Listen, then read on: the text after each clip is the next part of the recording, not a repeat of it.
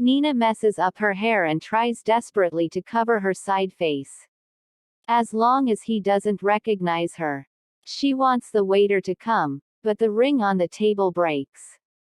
She dares not to speak. She tries desperately to wink at the waiter in the distance, hoping that he will notice her. The waiter doesn't notice her, but Jarvis, who is diagonally opposite, gives her a strange look. Nina doesn't dare call the waiter. She's looking forward to Jarvis and Lucian eating and leaving. Nina lowers her head and pretends to drink, but she overhears Jarvis and Lucian. Lucian, haven't you found Nina yet? The name Nina makes her shiver. What's going on? Lucian is still looking for her. God, if he finds out that she is sitting next to him now, she will be miserable. Nina's hands begin to shake, and the spoon in her hand rattles on the cup. Nina is shocked by the knock again. She quickly peeks through the gap between the green plants. It seems that Lucian and Jarvis don't notice her. Nina breathes a sigh of relief and listens attentively to Lucian's answer. No, Lucian replies coldly. But Nina recognizes the bitterness of his words. She has a strange feeling. She doesn't know if it is sadness or uneasiness. Anyway, she's not feeling well. Jarvis claps Lucian's hand. She is not meant to belong to you. Forget her. Go to my bar for a drink in the evening. I'll pick you some of the most tender chicks. Lucian frowns. I don't like the chicks in your bar. They all slept with you. Jarvis quips. You've changed. Do you want to be a monk? Lucian gives a noncommittal hum. Jarvis sits up and says seriously, Lucian, are you guarding your virginity for Nina?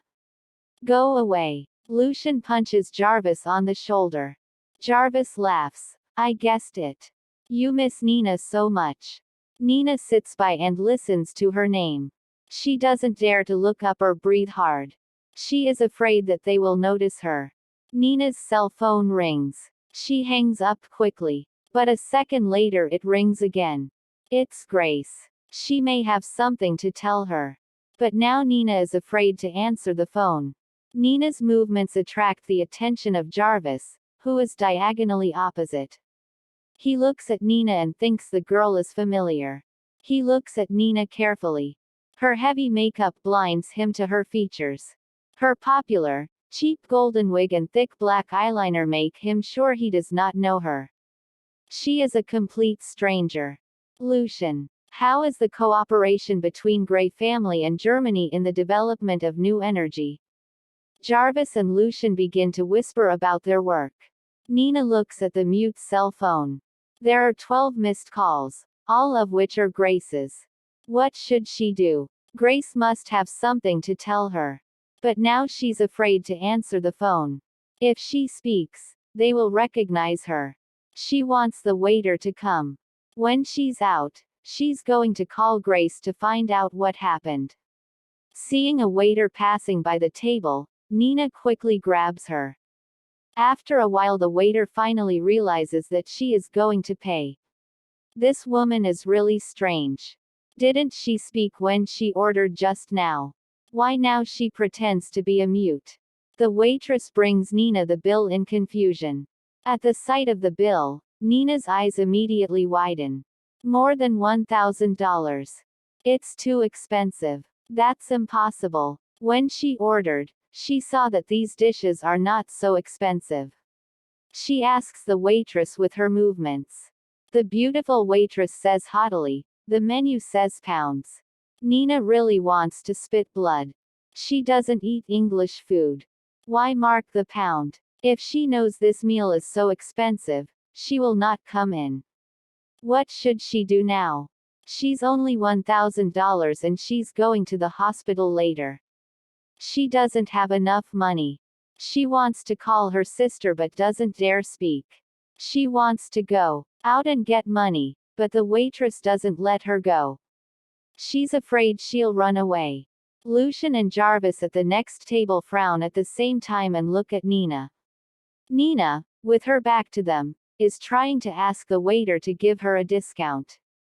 She has no idea Lucian and Jarvis have been watching her for a long time. It seems that the mute is short of money. The waitress doesn't let her go. The two are quarreling. Jarvis thinks it is funny.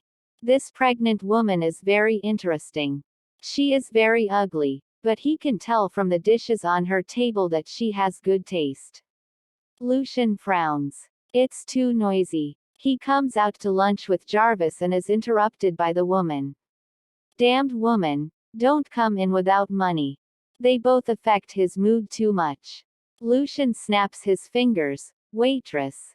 The waitress rushes over. The guests at this table look very noble. She must not offend them. Let the damned pregnant woman stand there. What would you like, sir? A gold card is thrown on the table. Lucian reaches out a finger and impatiently points to Nina. Use this card to pay for that woman. This sentence clearly reaches Nina's ear. She is very surprised. Lucian, you can help others. Sure enough, after a few months with me, your mind has improved a lot.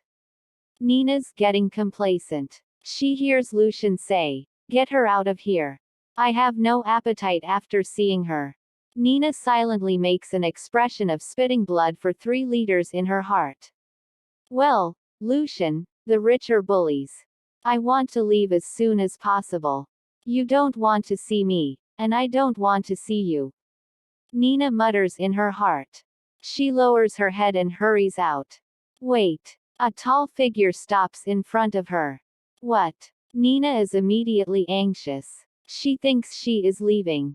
She didn't expect she will be stopped. President Gray paid for you. Don't you thank him? Jarvis's voice comes from above. Why are you nosy? Are you in love with Lucian? Nina curses Jarvis in her heart. But it seems she has to face Lucian today. She comes to Lucian pretending to be deaf and mute. She makes a deep bow to him. Lucian doesn't look at her at all. He doesn't care about Nina's bow.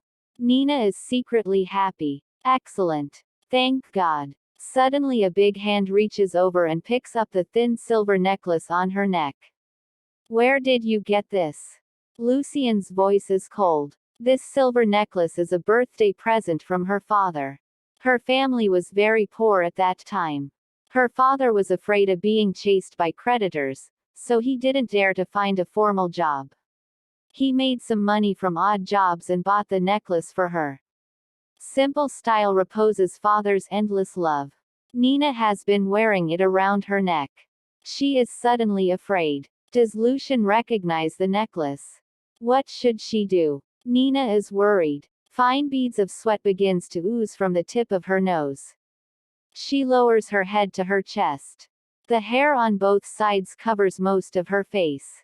Nina suddenly thinks oxygen is thin. Is this necklace special? Jarvis comes to see it, too. It's an ordinary silver necklace. It's not expensive and it's everywhere. Nothing. I've seen someone wear the same necklace. Lucian seems afraid that Jarvis will see his mind. He throws the necklace back to Nina's neck. Nina is relieved. She makes a sincere bow to Lucian and is ready to leave. She turns too quickly and runs into the waiter with the plate beside her. A plate of hot soup is poured on Nina's arm. Ah! She screams subconsciously. Nina responds quickly and covers her mouth in fear. She dares not to look up. She's afraid Lucian has heard her voice. I'm sorry, miss. I'll wipe it for you. The waiter is scared to apologize. This soup is just made. It's very hot. If the guest blames her, she will definitely be fired by the manager. Nina is afraid to speak and stops the kind waiter. She wipes it with her hand and just wants to get out of here. Nina feels someone behind her. She is worried. She knows her luck will not be so good. She knows God will get her in trouble. Lucian's 2 long legs stand in front of Nina. He says coldly, "Raise your head." That scream just now sounds too familiar. Although he knows it is impossible, he can't help doubting it. Nina lowers her head. She desperately squeezes her eyes to let the tears come out. She wants Lucian to have trouble recognizing her. But she cannot shed tears. Lucian impatiently urges her. Huh. She still has some soup in her hand. She puts the soup on her eyes and pretends to be scared. She sobs and raises her head slowly. Cheap blonde hair covers most of her face. Her heavy makeup covers her features. The thick black eyeliner is soaked by her sweat and it looks dirty. She has long false eyelashes and funny blushes. This woman dares to go out. The doorman of the restaurant let her in. Lucian takes a step back. There is a look of boredom and disgust on his face. Jarvis is also shocked by Nina. Monster, he almost says. Seeing Lucian's face, Nina knows she is safe. He doesn't recognize her. She walks out of the restaurant with a sigh of relief. Stop. She hears Lucian's impatient voice. Should she stay or run away? All kinds of thoughts are rolling in Nina's head. At last she chooses to turn around. She stands in front of Lucian with her head bowed. President Gray, you are handsome and noble. Why do you embarrass me? Please let me go. Nina prays in her heart. She hopes that God will hear the most sincere voice in her heart. Lucian frowns. He doesn't want to see the woman at all. He thinks his eyes will be polluted by her. But she still owes him one thing.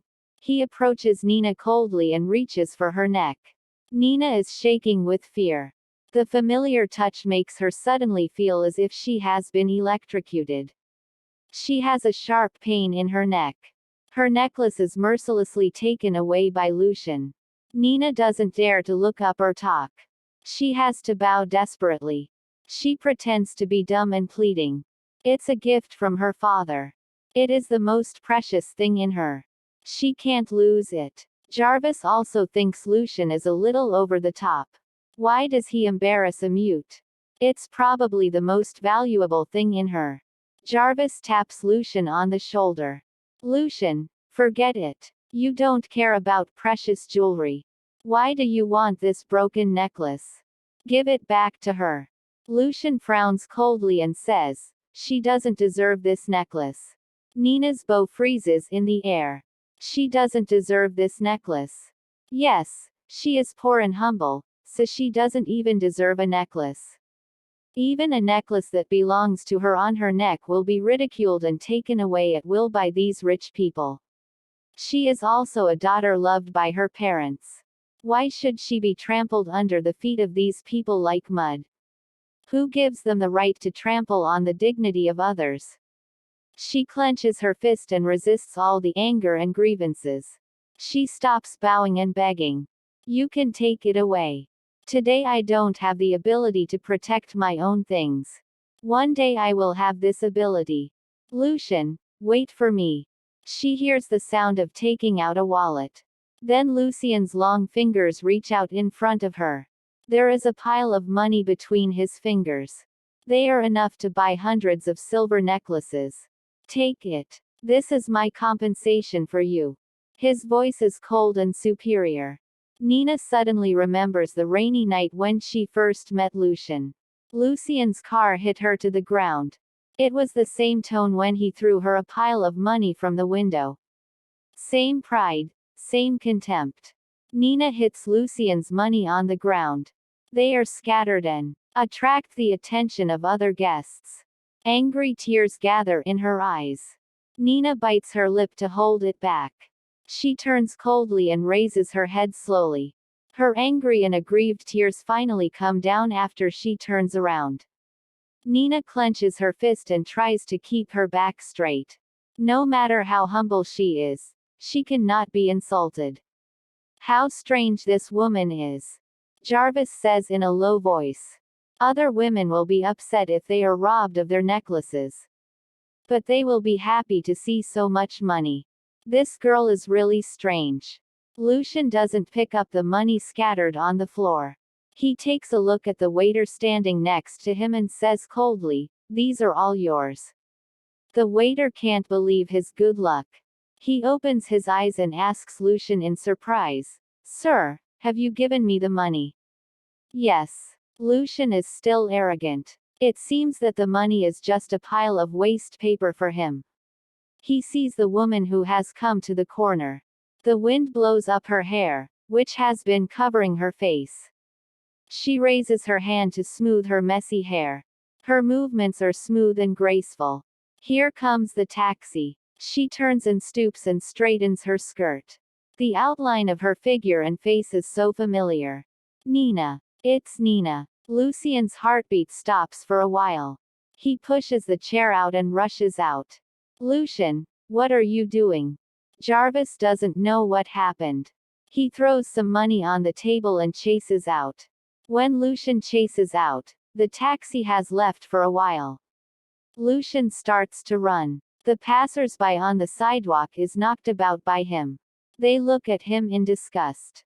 Lucian ignores them. He sees the taxi turn at the street ahead. He pushes the crowd away and rushes across the street. In order to avoid him, the cars on the road brake sharply. The tires screech against the ground. The traffic is out of order. The traffic police also blows the whistle and runs over. What are you doing? You run the red light. Do you want to die? Before the traffic police finishes, Lucian punches him hard. After knocking over the traffic police, Lucian goes on running. Jarvis is exhausted. He doesn't know Lucian is so strong. No wonder those women are so obsessed with him. Maybe the traffic police calls the police. In a short time, a group of police surround Lucian and Jarvis. Lucian knocks down 2 policemen. The other police wrench his arm. He can only watch the yellow taxi disappear. Nina, I watch you run away. Lucian is so upset that he just wants to hit his head against the wall. There is no wall in front of him. There's just a bunch of cops. Lucian kicks one of the cops who is scolding him. Nina sits in the taxi and hears the announcer broadcasting the traffic. The main road of Sanfin Road is seriously congested. A man is running on the road. He runs a red light and knocks down several pedestrians. In order to avoid him, vehicles on the road have to take emergency braking, resulting in chaos on the road. The man has now been taken away by the police. It is preliminarily determined that the man has serious mental illness. The taxi driver sighs. Mental patients should stay in hospitals. He shouldn't have run out. He's messing up society. Nina nods in agreement. Yes. If the psychopath runs to the street, it's easy to have an accident. Outside the police station, Jarvis is asking Lucian curiously, Lucian, what happened to you in the restaurant just now? Why do you rush into the street all of a sudden? Lucian clenches his right fist. He frowns and does not answer. Lucian, I tried so hard to bail you out. You ignore me. Jarvis stares discontentedly at Lucian. Lucian's eyes looks at the sky. It's sunny. There are no clouds in the blue sky. It is a fine day, but the woman he wants to see is not around. She dodges him. Crazily. She'd rather wear a wig with heavy makeup and be dumb. She would rather stoop and keep bowing for mercy. She doesn't want to meet him. He clenches his fist. The thin necklace presses deeply into the palm of his hand and makes him feel tingling. Jarvis looks at Lucian curiously.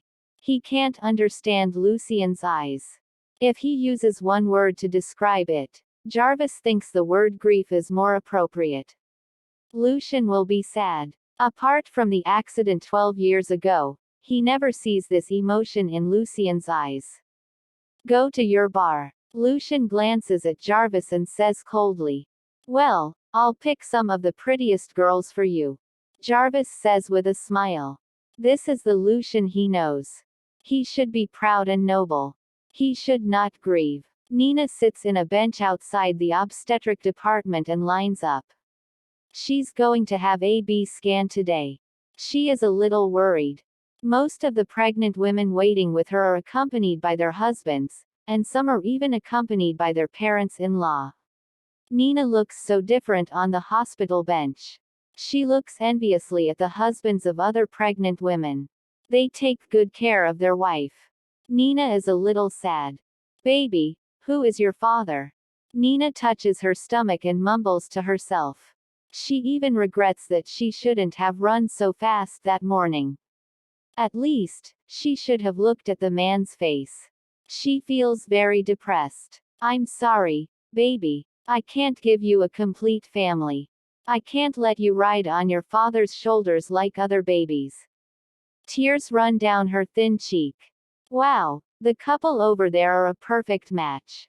Yes. Handsome husband, beautiful wife. That girl seems to be the daughter of Mayor Lewis. Is that Abby? Yes. It's her. Wow, her husband is so handsome. A couple comes up the corridor. The pregnant women around Nina are talking. Nina freezes when she sees the two people opposite. They are Abby and Andrew. Abby is wearing a pink maternity dress. Andrew helps her carefully. They are slowly coming this way. Her stomach is not at all obvious. The pink maternity dress just makes her look prettier. She is like a doll. She has white skin, a small nose, big black eyes and red mouth. Nina has to admit that Abby is really beautiful. Andrew is wearing a white t-shirt. It's very simple but he's very elegant like the prince in the cartoon. He holds Abby by the waist with a smile and says something to her in a low voice. A mist rises in Nina's eyes. If she can go back to the time before she knows Lucian. If Lucian doesn't show up in her life, will this smile and this care belong to her? Her heart aches. Nina doesn't want to see them. Andrew and Abby are slowly approaching her. Nina's muscles are tense. She instinctively wants to escape. She doesn't want Andrew to see her like this. She hates herself. But it's too late. Andrew has helped Abby to sit down in the empty seat beside Nina. Abby, do you feel better? Andrew asks cautiously. Just now Abby suddenly said that she was a little uncomfortable and asked him to help her come and sit. Andrew, my head is still a little dizzy. Abby's voice really matches her look. The pregnant women beside look at her enviously. Nina looks at her shadow from the window glass. She is wearing a blonde wig. Her eyeliner darkens her eyes. Her makeup is messed up with tears. She seems to be the most vulgar and old-fashioned village girl. Nina laughs at herself. Just now she was worried that Andrew would recognize herself. Now she thinks too much. Now even if she says she's Nina, Andrew won't believe her. Abby says she is still not feeling well. Andrew stands up and gently massages her scalp. Abby's in his arms. She squints to enjoy his massage. Nina is a little jealous. She has been hiding in a remote place. Why do these people disturb her life? Lucian, Andrew and Abby. What does she do wrong? Why does God punish her like this? She watches other women and the men she likes show their love in front of her. Nina is about to get up and leave. If she doesn't see Andrew and Abby, she won't be so miserable. Number 45. Please come to visit room 2. The hospital is broadcasting. Nina is number 48. It's her turn in a minute. If she leaves, she can't go in. Nina has to sit down again. Suddenly her cell phone falls to the ground. It turns out that Nina is in a hurry and forgets that her mobile phone has not been put into her bag. Her cell phone falls out when she sits down. Nina is about to stoop to pick up her cell phone. A long, white hand picks up the phone for her. It's better for pregnant women to bend less. She hears a soft magnetic voice. Nina puts her hair over her face. She looks up at him and signs, "Thank you." "Oh, I'm sorry. I didn't know you were disabled." Andrew apologizes when he sees Nina's sign language. Then he remembers that the girl is deaf and mute, so she can't hear him. His white and handsome face is more apologetic. He also signs to Nina. Andrew doesn't know sign language. But Nina understands what he means. Andrew says you're welcome. He is willing to serve her. What is a real gentleman? Andrew is a natural gentleman. It has nothing to do with his birth or his family education. It's not because he has money. Andrew is always gentle. This is real gentleness. Compared with Andrew, Lucian is shit. Nina thinks in her heart. She touches her neck with her little white hand. Her neck still hurts. The skin on her neck was scratched when the necklace was torn off. Andrew, I'm thirsty. Will you buy me a bottle of water? Abby can't stand Andrew and Nina's sign language. Okay. I'll be back. In a minute. You wait for me here. Andrew nods politely at Nina and leaves. Nina is warmed by his politeness. This is her Andrew. He still doesn't show contempt when she dresses so badly. He treats her as a real lady and gives her courtesy and respect. Lucian never understands respect. When Andrew leaves, Abby turns around and looks at Nina coldly. Abby's sharp and cold eyes startle Nina. Does she lose her wig? She feels her hair. It is still on her head. Does her false eyelashes fall off? She feels her false eyelashes, and they are still there. Abby can't recognize her. She can only think that her communication with Andrew just makes Abby jealous. But Abby is jealous of such an ugly woman. She's not confident. Nina gives a wry smile. She closes her eyes and doesn't look at Abby. She doesn't want to go crazy with Abby. Nina, stop acting. Abby's words almost make Nina jump out of her chair. She stares at Abby in amazement. She is curious how she recognizes her. Abby leans over to Nina's ear and whispers, "Are you curious how I recognize you?" Nina wants to continue playing the role of a strange and vulgar woman, but she can't resist curiosity. She looks into Abby's eyes and asks, "How can you recognize me when I'm dressed like this?" Abby bites her teeth and says, "Because just now I saw a form on the first floor with the name, Lily, on it." Nina's heart pounds. This is a pseudonym she uses specially in the hospital. She is afraid Lucian will find out. Then how do you know Lily is me? Nina is still curious. There's Nina in front of Lily, but it was crossed out. Unfortunately, I saw it. Abby says viciously, "Nina, I thought you were dead. I didn't expect the little black house didn't kill you." Little black house? Nina asks in surprise. How does Abby know she's been put in the little black house? Nina, you probably don't know. Anne and I are classmates. We are as close as sisters. Abby's a little smug. Nina figures it out. It's no wonder that Anne has gone so far this time. She used to think she has a bad temper but a good heart. Nina never offends her. She shouldn't have hated her so much and encouraged Lucian to put her in the little black house. It is Abby who plans everything. Nina stares bitterly at Abby. She thinks Abby is a good person, because she always thinks that the girl who falls in love with Andrew will not be very bad. Now she finds out that she is the worst. Nina, you'd better stay away from Andrew. Abby's body is close to Nina. She pinches Nina's arm with a slender finger coated with pink nail polish. Ah! Nina screams in pain. The pregnant women nearby all look this way. Nina sees Andrew come this way with the water.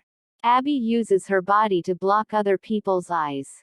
She pretends to be enthusiastic and says, "Oh, what's the matter with you? Do you feel uncomfortable? Would you like to see the doctor first?" She has more strength in her hand. Nina takes a delicate and sharp knife out of her bag with her other hand. She puts it gently on Abby's wrist. Her voice is lower and colder than Abby's. "Let go. Believe it or not, I'll cut your wrist." Andrew is getting closer. Nina's knife is also dazzling. Abby lets go of her hand and whispers, "Nina, I won't let you go." Nina quietly puts the knife into the bag. She says in a voice that only Abby can hear, "Abby, aren't you afraid Andrew will leave you when he knows?" She always thinks Abby is a good person, so she really wants her to be with Andrew. She wants Andrew to be happy. She thinks Abby can make Andrew happy. Now it seems that she is quite wrong. How can a woman with such a vicious mind be with Andrew? Maybe she should tell Andrew about it. Andrew comes up with the water. He smiles at Abby. Abby, are you thirsty? He unscrews the cap and hands the water to Abby. Andrew, there's a strange smell here. Let's go. Nina is hesitating to talk to Andrew. Abby suddenly stands up and takes Andrew's arm. Nina is about to catch up when her cell phone rings. It's Grace. Nina answers the phone in a hurry. Before she speaks, Grace shouts on the phone, "Nina, where are you? Why don't you answer the phone? I can't find you anywhere." Nina anxiously looks at Abby and Andrew as they walk away. She sighs helplessly. "I'm in the hospital. It's not convenient for me to answer when you call me at noon. I didn't get through to you later. What happened? You are quite leisurely. Your father is dying," Grace says angrily. What's wrong with Dad? When I called you yesterday, you said he was okay. Why does he suddenly become like this?" Nina's voice is shaking with anxiety. "I don't know. Anyway, your father needs to be hospitalized again. Get the money out quickly," Grace says. "What should we do? I don't have much money now. Have you run out of more than $100,000? Nina asks in surprise. "Dad's operation is done. He's resting now and doesn't need to spend more than $100,000. Yes. The medicine is very expensive now. Hospital fees are also expensive. I've run out of the money," Grace says. What about the jewels in the safe? You can sell them for some money." Nina is worried. "Jewels? I've already sold them." Grace is finally a little guilty. "How could it cost so much?" Nina whispers. But Grace hears it clearly. Her voice suddenly grows louder and her tone is fierce. "Nina, you mean I embezzled all the money? Well, I don't care about your father. It doesn't matter to me whether he lives or dies. I don't blame you. I'm sorry. Don't be angry." Nina apologizes when she hears Grace. "Then try to get some money quickly. Or your father won't live long," Grace says. "I really don't have any money." Nina is crying. "I remember you have a very expensive ring called the Heart of the Sea. You can give me that ring. I can sell it for money." Grace suddenly becomes enthusiastic. The Heart of the Sea. Nina feels for the hard ring in her pocket. There is a little hesitation in her mind. This ring is the only thing of value to her. She is going to sell the ring after the baby is born and use the money as living and education expenses. But now, if she doesn't pay, Dad will die. Open it to see if you like it. She thinks of Lucien's voice. Nina suddenly feels that Lucien isn't as bad as she thinks. At least he gave his mistress such an expensive gift. It shows that he is generous. Spending money for women is an important standard for good men. "Hello, Nina. Are you listening to me or not?" Grace's roar interrupts Nina's thought. "I'm listening. Don't get angry. Come over at night and I'll give you the ring," Nina says quickly. She is afraid Grace will get angry and will not take care of her father. "Well, I'll see you tonight." Grace hangs up with satisfaction. Ryan looks at Grace anxiously in a private room on the second floor of the casino. "Grace, that's not good. Nina's dad is dead. If she knows you lies to her, she will hate you." Grace spits out a smoke ring. At least she doesn't know now. "I will say Lucien got angry after she escaped and found someone to kill Barry. It has nothing to do with me." Ryan sighs. "Nina gave you so much money to take care of her father. You shouldn't have lied to her. Grace, can you stop betting? Even if you have a lot of money, you will lose all." Grace's big eyes glance at Ryan. "Do you think I want to cheat Nina? Lucien is to blame. The operation was a success, but Lucien heard that Nina ran away, and he didn't pay for the medicine, so Barry died. Lucien is the one who killed her father. I don't want to tell her the bad news because I'm afraid she's sad. I didn't lie to her. Ryan frowns and shakes his head. Grace, Nina has given you a lot of money. Why don't you pay for Barry's medicine?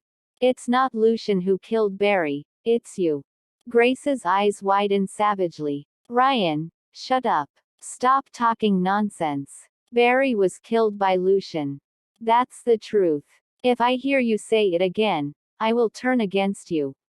Seeing Grace get angry, Ryan immediately coaxes her. Okay, baby, don't get angry.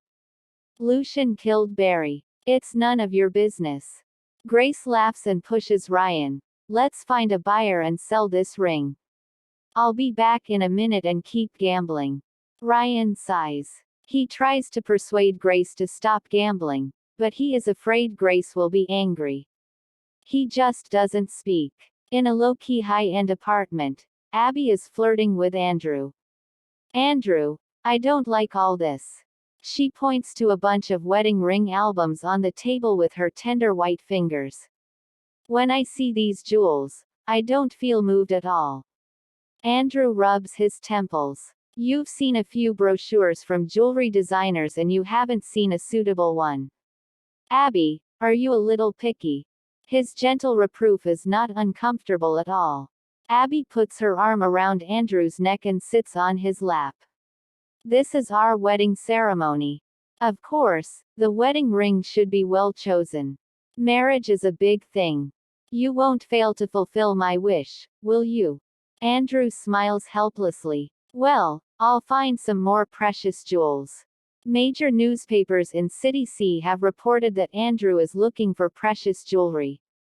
Grace, who is sitting at the table drinking milk and eating breakfast, stares at the newspaper.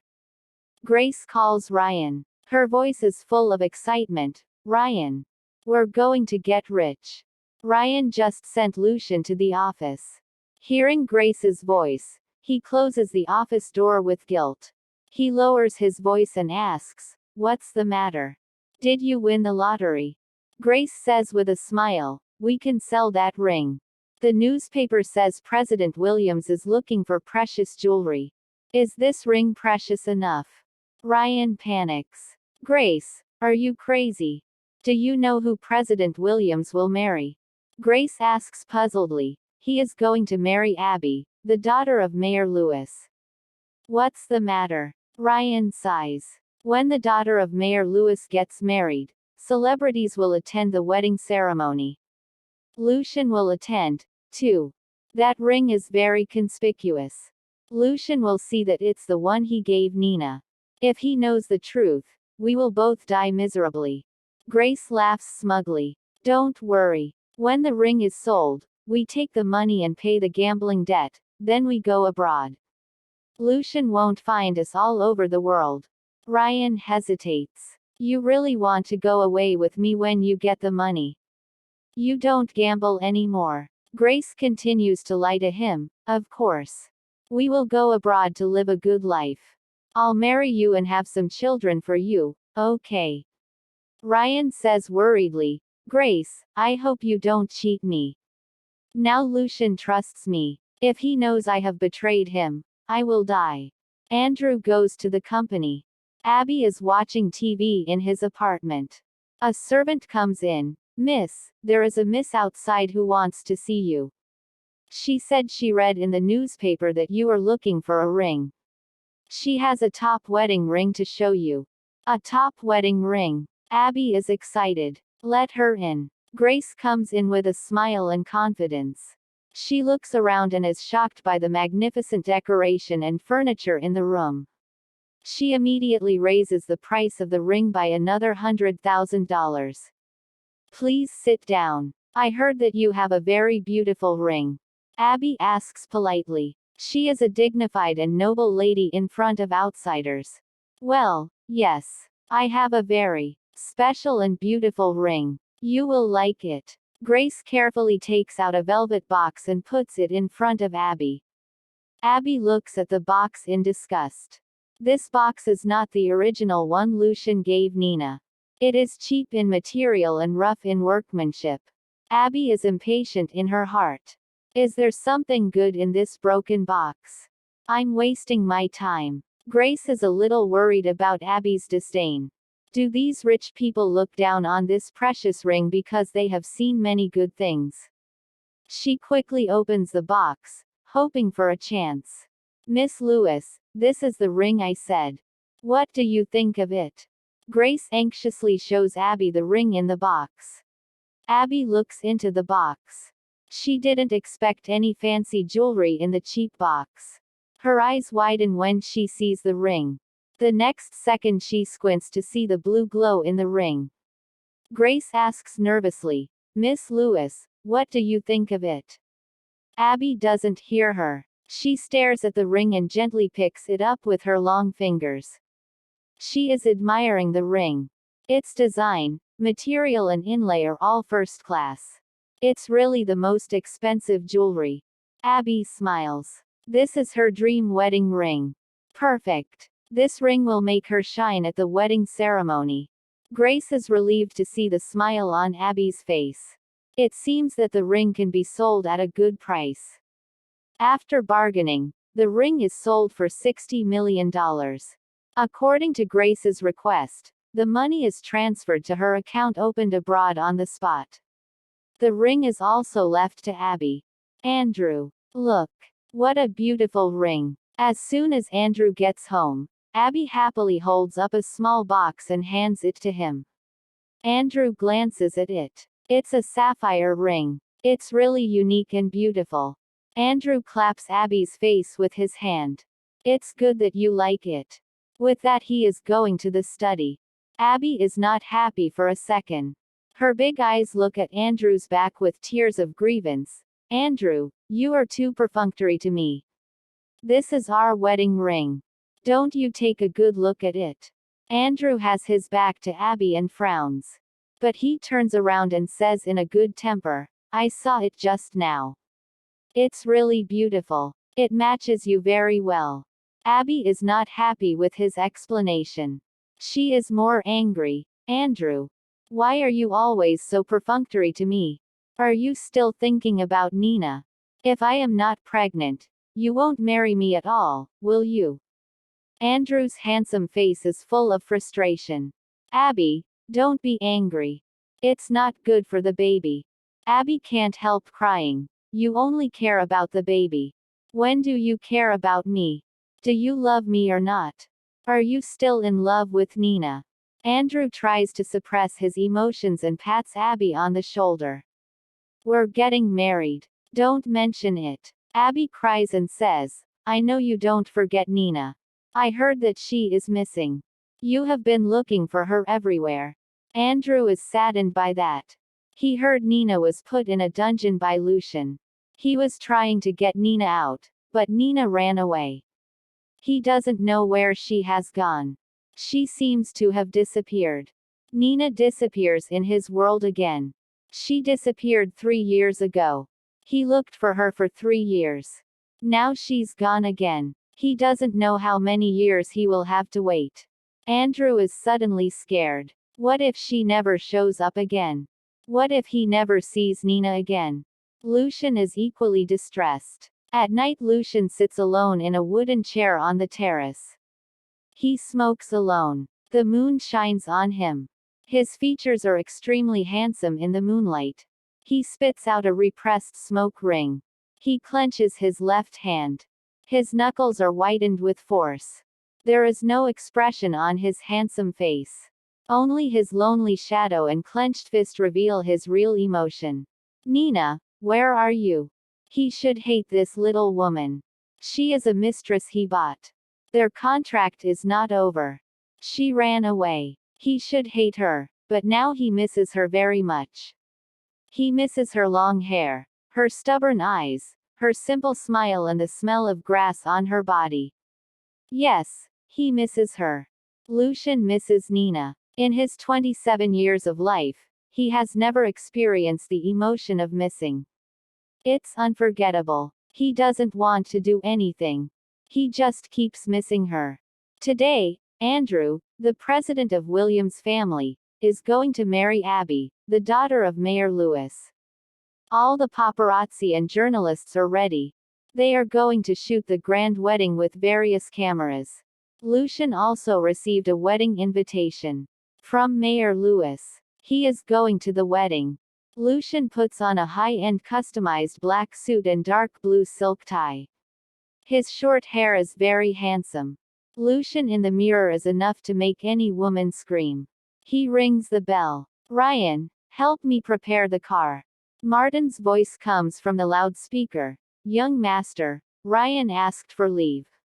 Then help me prepare the car. Lucian says. Martin hesitates to tell Lucian about it. He doesn't think Ryan is normal.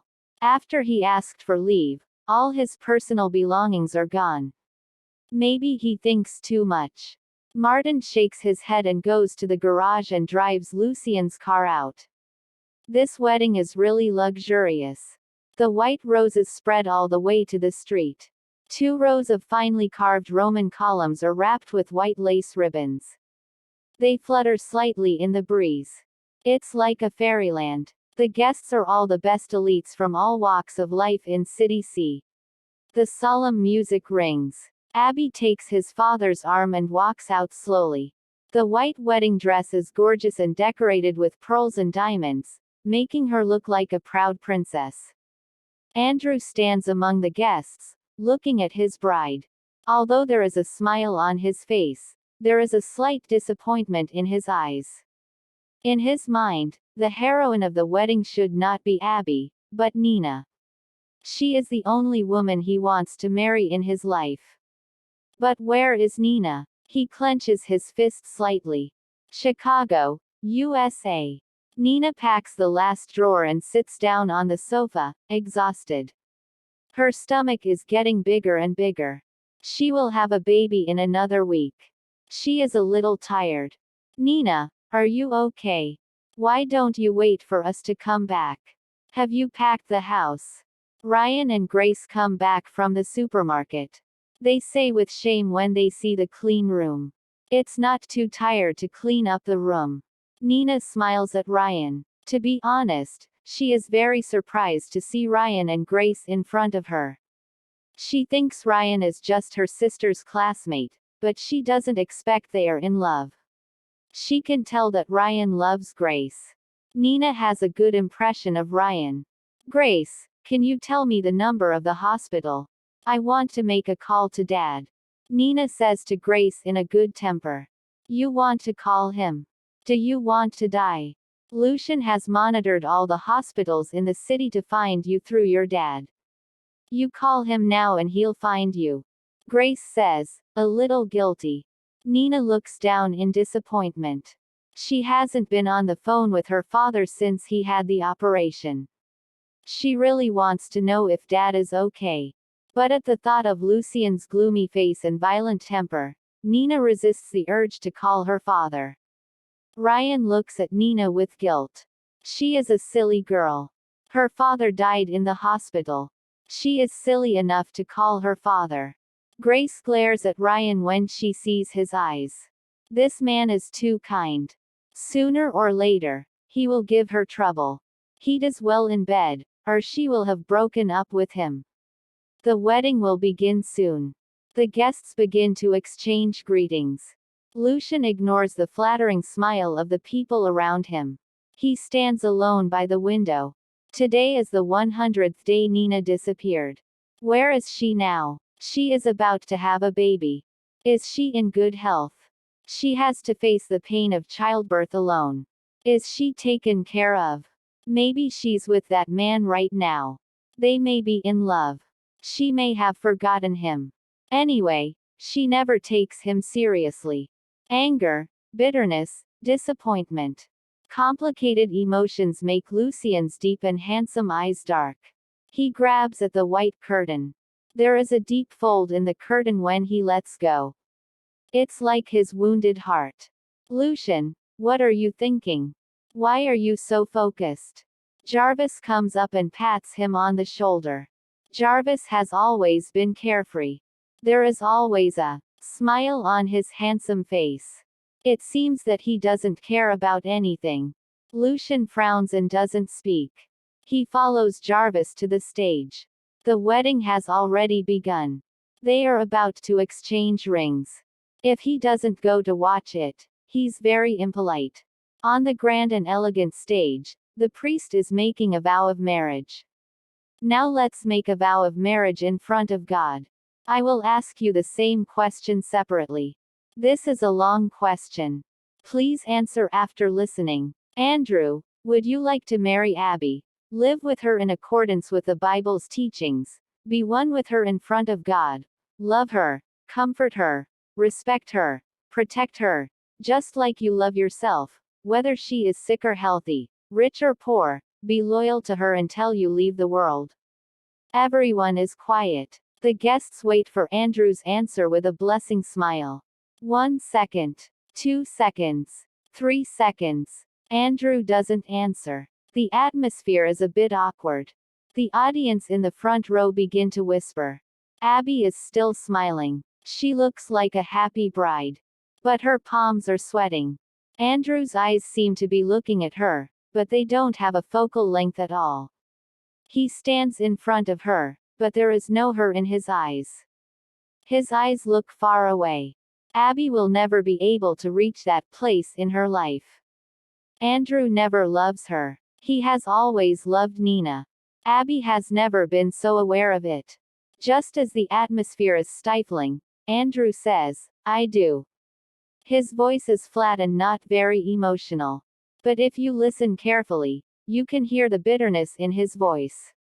Abby clenches her teeth. Her beautiful jaw becomes ugly. The wedding is the most glorious and happiest time for every woman. But she is humiliated by her husband at the wedding. His hesitation is the greatest humiliation. It's not her that he wants to marry in his heart. A woman named Nina is the source of her humiliation. Nina. Abby calls out the name coldly in her heart. She keeps a smile on her face. Her right hand is clenched into a fist. Her fingernails are pinching her palm. Abby, would you like to marry Andrew? Live with him in accordance with the Bible's teachings. Be one with him in front of God. Love him, comfort him, respect him, protect him, just like you love yourself, whether he is sick or healthy, rich or poor. Be loyal to him until you leave the world. I do. Abby replies without hesitation. Even if Andrew doesn't love her, she can make him love her without Nina. The audience begin to applaud. They bless the bridegroom and the bride. Lucian and Jarvis are sitting in the central VIP area. It is the closest to the stage and the best place to watch the ceremony. They can clearly see the eyes of the people on the stage. Lucian sees that Andrew doesn't love Abby. A question comes to his mind. Does Andrew love Nina? He thinks of Andrew buying Nina the dress at the dress shop. He remembers that Andrew saved Nina when she was hijacked by the kidnappers and they stayed out all night. Lucian is furious. His dark eyes are full of anger. He is cheated by Nina. They are not neighbors. He doesn't just treat her as a sister. Nonsense. How many lies does the woman tell him? She and Andrew may not be as pure as she said. He didn't find evidence on her that day, but that doesn't mean she's pure. Lucian suddenly feels that he has trusted Nina too much. But she betrayed him and ran away. His dark eyes are filled with anger. There seems to be blood in his eyes. Nina, you'd better not let me catch you. Otherwise you will die miserably. Lucian swears to God. The priest is speaking on the stage. Now exchange rings and use them as a token of marriage.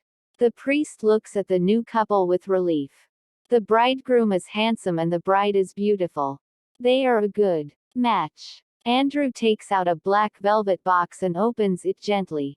The sun shines on the jewel to make it shine brightly. Lucian squints. Abby reaches out her hand with lace gloves. Andrew puts the ring gently on her finger. At the VIP table, Lucian's eyes become sharp. Wait. His low magnetic voice breaks the harmony of the wedding. Lucian gets up from the chair. He pushes the crowd away and goes to the stage. All the guests are shocked by him. Abby and Andrew are also stunned. They don't respond. The paparazzi with the cameras are excited. Is he going to stop the wedding? Is there a relationship between the president of Gray family and the daughter of Mayor Lewis? Is Lucian and Abby in love? A paparazzo says, I bet $100. Lucian and Abby are having an affair.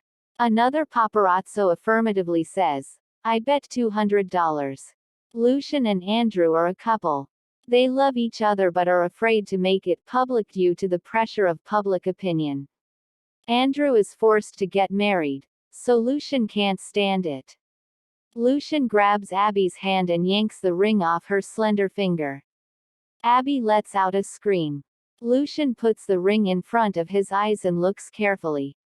He frowns and his face grows darker. The wedding scene is so quiet that you can hear a pin fall to the ground. Everyone is waiting to see what Lucian will do next. Lucian recognizes that this ring is the heart of the sea he gave Nina. Didn't Nina take it when she ran away? Why is it here with Abby? Where did you get the ring? Lucian's voice is angry and reproachful. Abby freezes. Lucian is very scary when he loses his temper. Ordinary people can't bear his sharp and bloodthirsty eyes at all. Be polite to my wife. Andrew stands in front of Abby and says faintly to Lucian. Andrew doesn't have a good impression of Lucian. If he didn't go mad and put Nina in a dungeon, Nina wouldn't escape.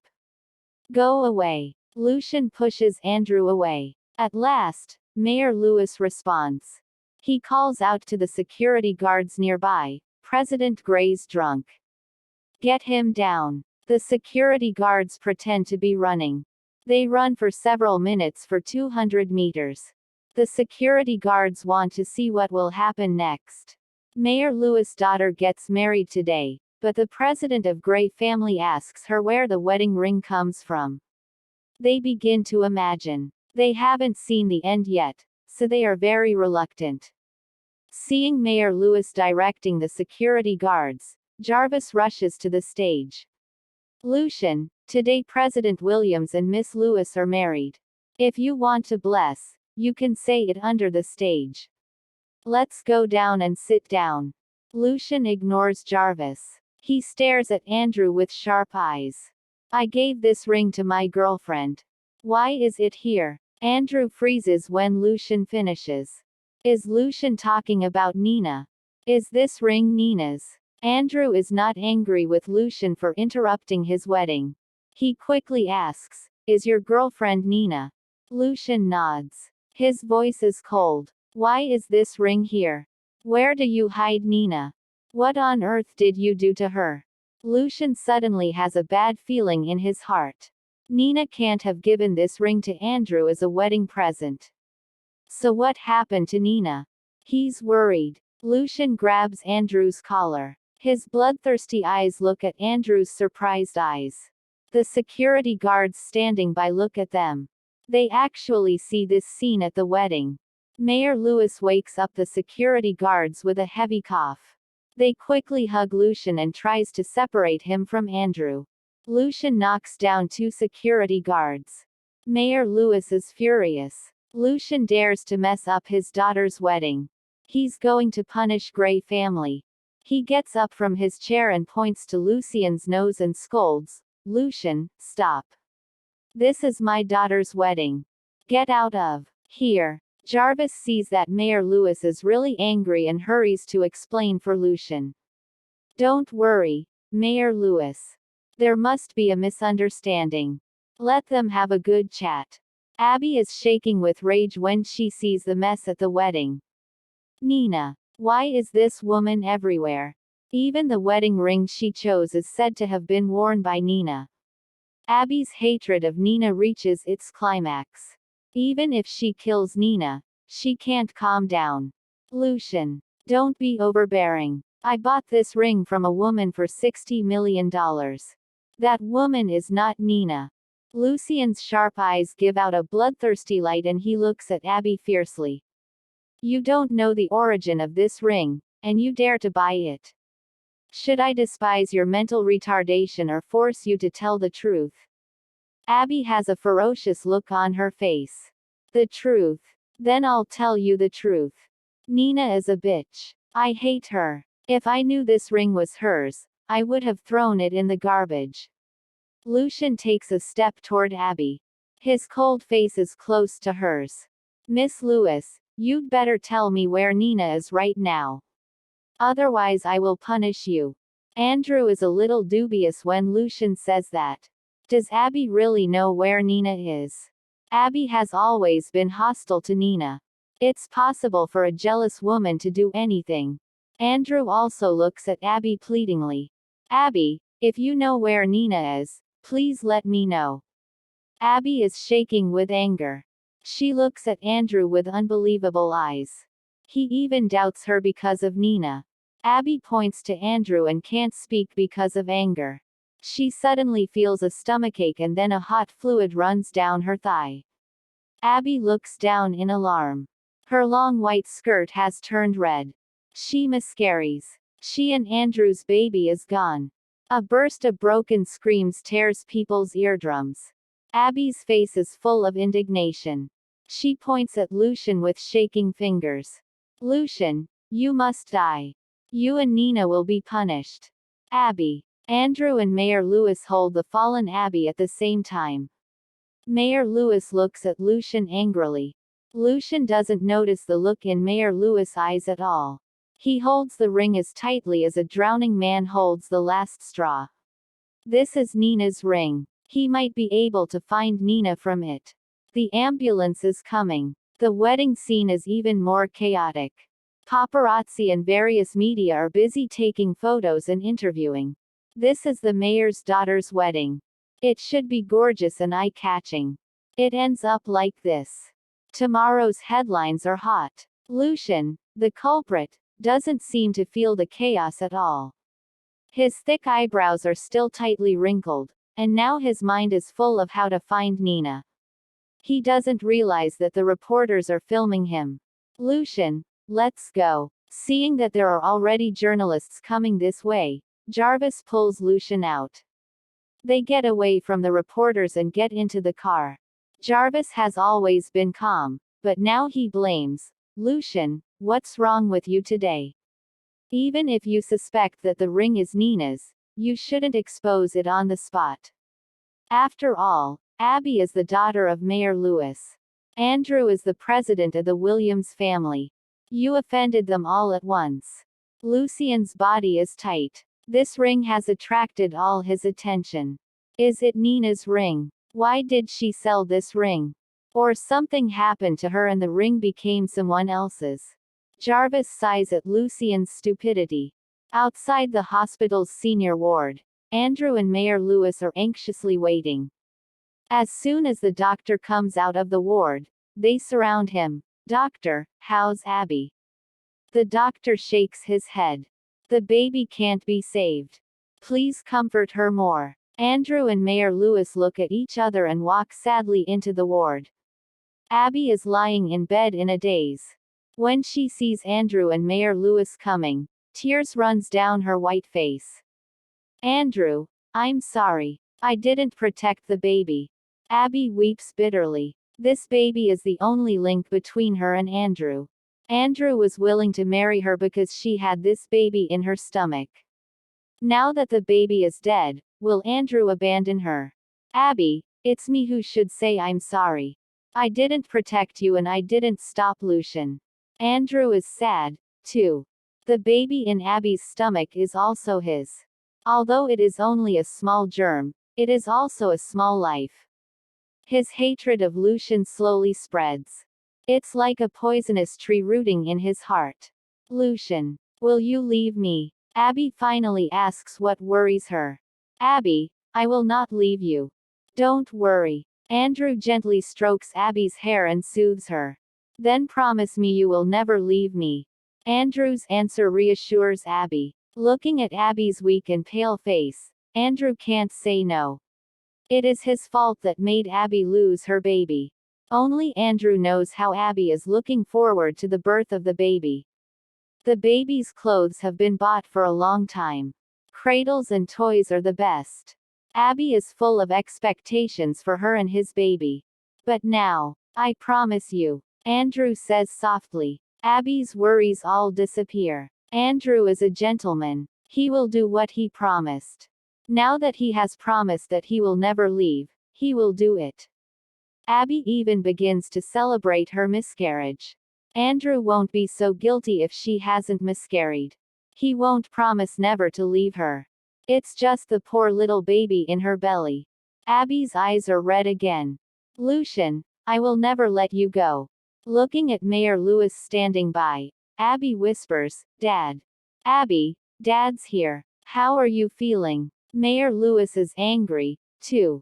On the one hand, he is worried about his daughter's health. On the other hand, he is angry. Lucian is just too presumptuous. How dare he disturb his daughter's wedding? It shows that he doesn't respect him at all. Although Gray family has a lot of money, some of its businesses are still in City C. How dare he not respect him here? He's so hateful. Dad, you must avenge me. Abby's face is pale and pitiful. Lucian is so hateful. He should respect you. I was so angry that I miscarried. Dad, you must avenge me. My dear daughter, I know what to do. Have a good rest. Mayor Lewis frowns and says. He comes up with an idea. The building of Gray family. Lucian's office. President, this is the report of this month. The chief financial officer brings in the monthly performance summary. Seeing the numbers on the table, Lucian's eyebrows wrinkle slightly. What's the matter with this month's report? President, we have tried our best, but the tax department is checking it. They have never been so strict. I suspect it's someone who's behind the scenes. Lucian looks up. His sharp eyes make the CFO shiver. Put it here and call in the project director. Seeing how scared the CFO looks, Lucian is disgusted and waves him out. The director of the project department comes in with the data sheet. He hands Lucian the data sheet and peeks at Lucian's face. Sure enough, Lucian begins to frown and get angry. That report is thrown on the table. Explain to me why the performance is so bad this month. Lucian's voice is terrible. President, I've tried my best. We didn't successfully bid for several pieces of land this month. I've heard from the officials that Mayor Lewis will completely block Gray family's enterprises in all industries. Lucian squints and says, Mayor Lewis. Yes, it's Mayor Lewis. I heard that he hates you for disturbing his daughter's wedding. The project director looks at Lucian's face and says cautiously. Ha ha. Lucian suddenly raises his head and laughs. He's just a mayor. He wants to destroy the Gray family. Lucian's eyes flash with sarcasm. President, you have an internal call. The secretary's soft voice comes from the loudspeaker on the desk. Lucian waves the project director out first. He presses the answer key on the table. There's a solemn voice from an old man on the phone. Lucian, because a woman, you don't even do business. Lucian frowns, and there is a little more helplessness in his rebellious eyes. Grandpa, what rumor have you heard? Rumor. The news has come to America. If your uncle didn't say that, I don't know that you have offended the mayor of City C for a woman. Lucian frowns. Just a mayor. He can't destroy Gray family. He's just a mayor. Do you know who is behind him?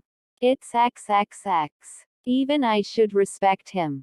How dare you disturb someone's wedding for a woman? The old man is more and more angry and his tone is more and more impolite. Hearing the name of XXX, Lucian is also slightly surprised. He didn't expect Mayor Lewis to have such a background. XXX is very powerful. No matter how powerful Gray family is, it can't compete with the state machine. Lucian, come to America right away. You take over the company in Chicago. Don't interfere in the business of City C. I'll get your uncle back to deal with it. The old man's tone is very firm. Lucian is silent. It's really unwise for him to stay in C now, but he's more unlikely to find Nina if he leaves here for Chicago. Lucian, I've booked you a ticket. Go to Chicago tomorrow morning. Do what I say. With that, Grandpa Gray hangs up. In a casino with dim lights, Grace is gambling. Her excited voice has lost its sanity. At the beginning of the evening she is lucky and wins hundreds of dollars, but later her luck gets worse and worse. She has less money and loses more. Grace, stop betting. Let's go back. Ryan grabs Grace's hand and wants to take her out of here. Grace has lost a lot of money. If he doesn't pull her away, they will lose all their money. Nina is going to have a baby. She needs a lot of money. Grace's life is extravagant. They spend a lot of money to make a living. They are running out of money. Leave me alone. Grace pushes Ryan's hand away. Her bloodshot eyes are fixed on the table. Nina is alone in the apartment, packing up the things for labor. She touches the lovely little clothes and hats with her hands. Her heart is full of tenderness. Baby, you are coming to the world soon. Mom is looking forward to you. I hope you are a healthy and beautiful baby. Although you don't have a father, I will take care of you and give you all my love. Nina gently touches her stomach. Her face is radiant with maternal love.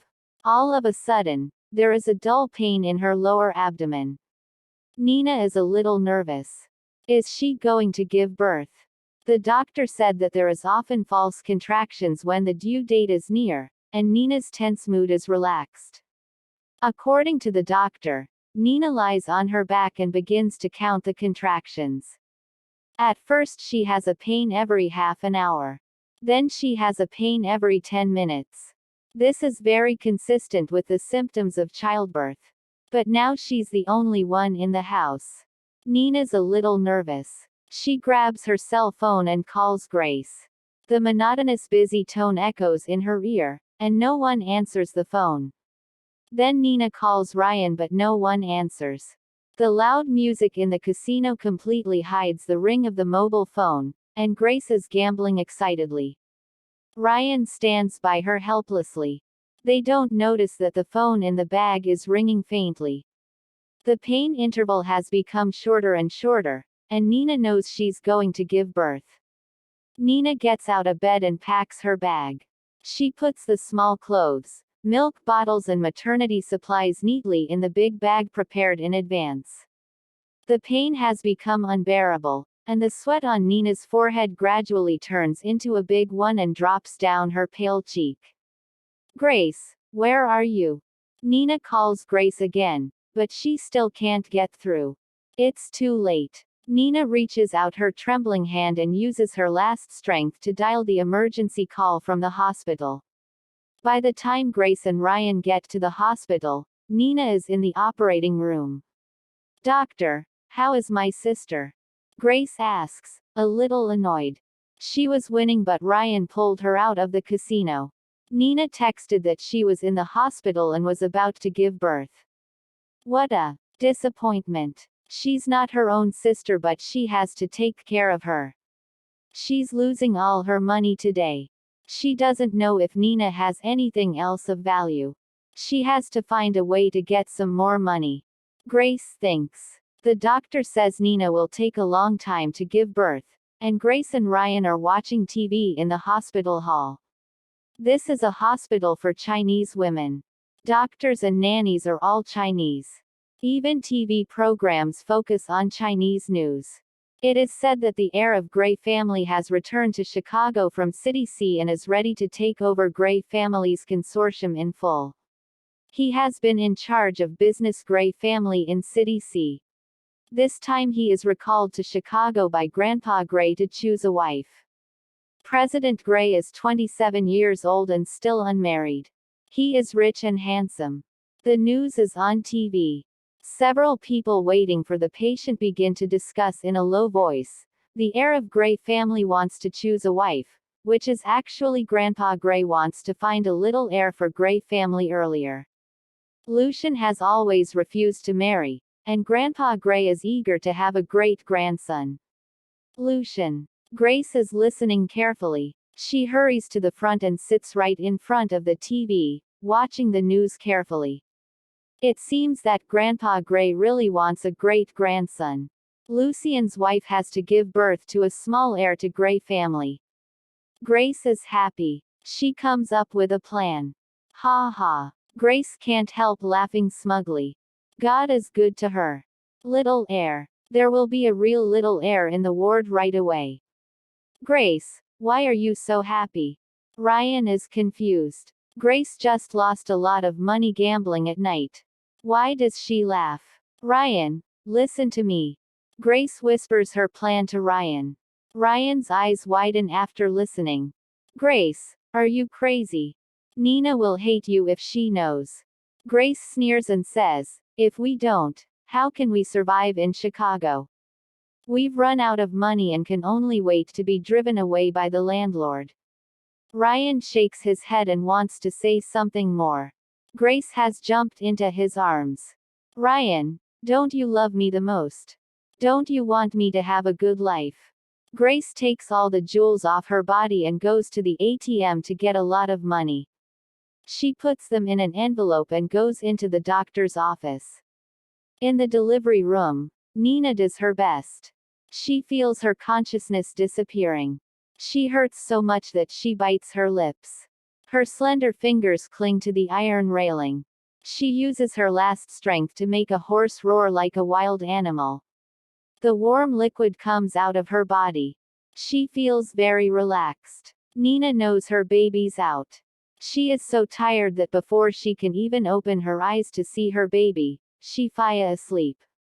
In the office, the doctor stealthily hands Ryan a baby basket.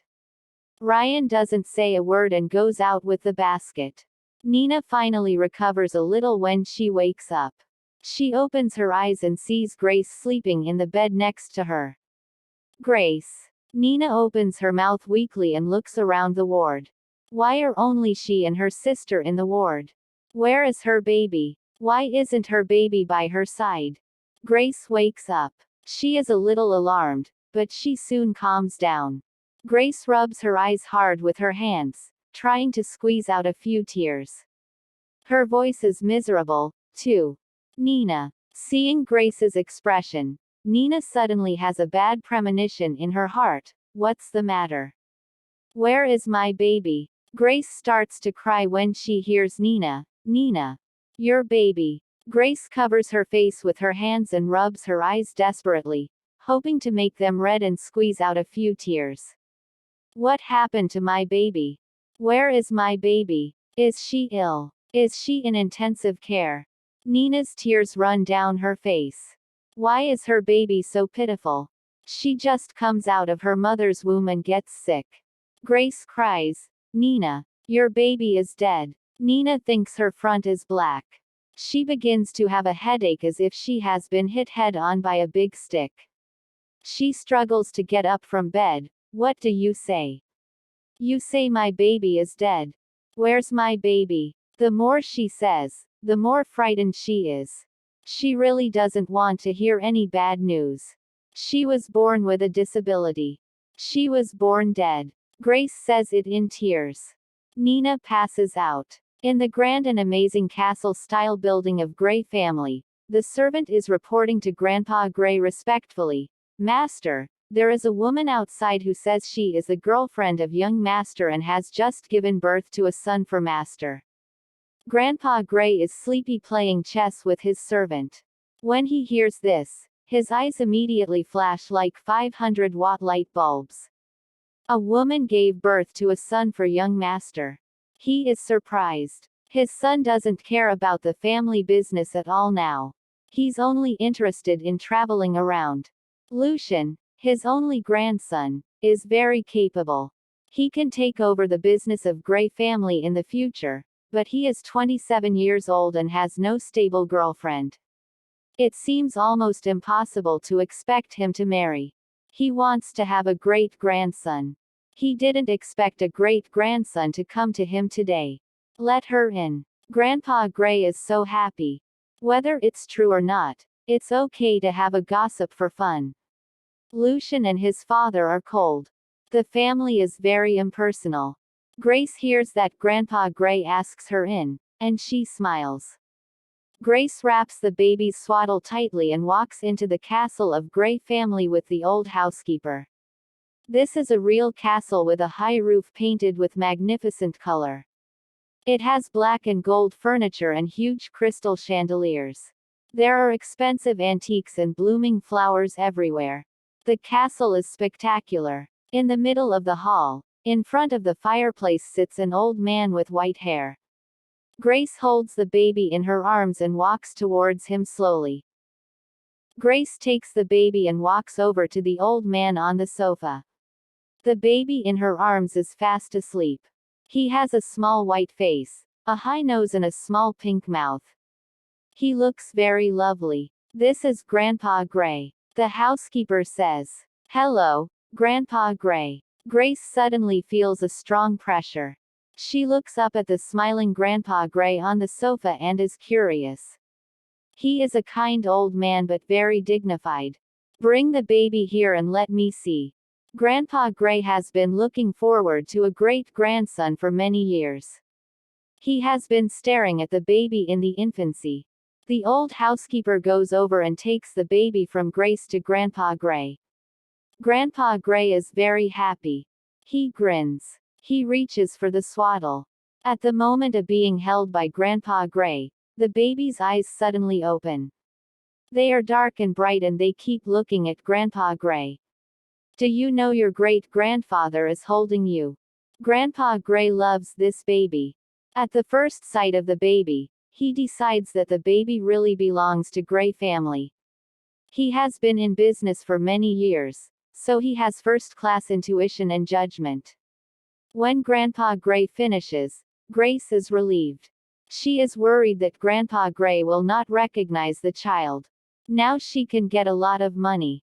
Grandpa Gray plays with the baby in his arms for a while and then begins to look at Grace sitting on the sofa. She's very beautiful but not very good-natured. She is not his ideal granddaughter-in-law. Grandpa Gray immediately makes his judgment. Grace is slim. She doesn't look like she just has a baby. He is a little suspicious. What's your name? How did you know Lucian? Did you give birth to this baby for Lucian? Grandpa Gray looks kind, but he's serious now. Well, my name is Grace. I gave birth to the child. This is actually a misunderstanding. One night a year ago, we were drunk. Grandpa Gray looks at her, and Grace begins to be a bit incoherent. You have this baby after a one-night stand. How old is the baby? Does Lucian know about it? Grandpa Gray's eyes are sharper. He feels the woman lying. Grace lies. He's over 2 months old. Lucian doesn't know yet. Seeing Grandpa Gray's cold face, Grace quickly explains, but this baby really belongs to Gray family. If you don't believe it, you can do DNA paternity test. Grandpa Gray's sharp eyes fix on Grace as if to see if she is lying. Grace nods desperately. If Gray family doesn't recognize the baby, her plan will fail. Paul, call the doctor. Grandpa Gray says. Grace is relieved when Grandpa Gray finishes. She has a smug smile on her face. Grandpa Gray takes a look at Grace and says seriously, Miss Lauren, baby stay here. I'll transfer $100 million to you. After the result comes out, the money will be transferred to your account automatically. He means I can give you money but you can't marry Lucian. $100 million. Grace's eyes widen unbelievably. She bows in excitement. Thank you. Grandpa Gray sneers at Grace's greedy and excited look. This kind of woman is not worthy to enter the gate of Gray family. However, Grandpa Gray looks down at baby in her arms and smiles. This baby is really cute. He looks exactly like Lucian when he was little. Excellent. He finally has a great-grandson. Grandpa Gray is happy to see the baby in her arms. Nina is lying in bed in a small flat in Chicago. She sheds a lot of tears. She loses the ability to ache. She strokes her stomach with her pale hands. Baby, why do you leave me? Mom hasn't got a look at you yet. Baby, my dear daughter, What do you look like? Do you look like me? Ryan comes over and hands over a bowl of chicken soup with some guilt. Nina, get up and have some soup. You are too weak. You need nutrition. Nina says faintly, I have no appetite. She stops, looking at Ryan. She hates Grace and Ryan. Her baby was born dead. She doesn't blame others. But why didn't they let her see her? Why did they throw her baby before they showed her? Grace says she is afraid she will be sad. But isn't she sad now? She wants to see her baby. She wants to see what her baby looks like. Otherwise, when she goes to heaven, she can't recognize her baby. It's said that her baby is a daughter, her dream little daughter, her little darling, but she doesn't even see her. Tears run out of her eyes. The pillow under her head is all wet. Her heart is too sore to breathe. In just a few days, Nina has lost more than 10 kilograms, and her weight has completely dropped to the level before she was pregnant. She lies like a shadow on the bed. She is miserable, thin and pitiful. Young master, congratulations. As soon as Lucian comes home, the servants begins to congratulate him. Congratulations. Lucian raises her eyebrows and asks strangely. Today, he just received the report from City C. Nina has not been found. The woman who sold Abby the ring also disappears. They can't find a clue. He is in a low mood. Master, you have a son. In the morning, a woman came to the door holding a baby and said it was your son. Your grandfather has done DNA paternity test for him. That baby is really yours. The servant says cheerfully. Son. Lucian is surprised. He follows the servant to the living room. Grandpa Gray is playing with baby with his nanny. When he sees Lucian coming back, he raises his hand to him happily. Lucian, my great-grandson is so lovely. You've done something to make me happy. Lucian walks over and looks at his inexplicable son. His big clear eyes are black and bright. The white part of the eyes is slightly blue and clear as the most transparent lake water. His white and tender skin is flawless, and a thin layer of small fluff is evenly covered on it.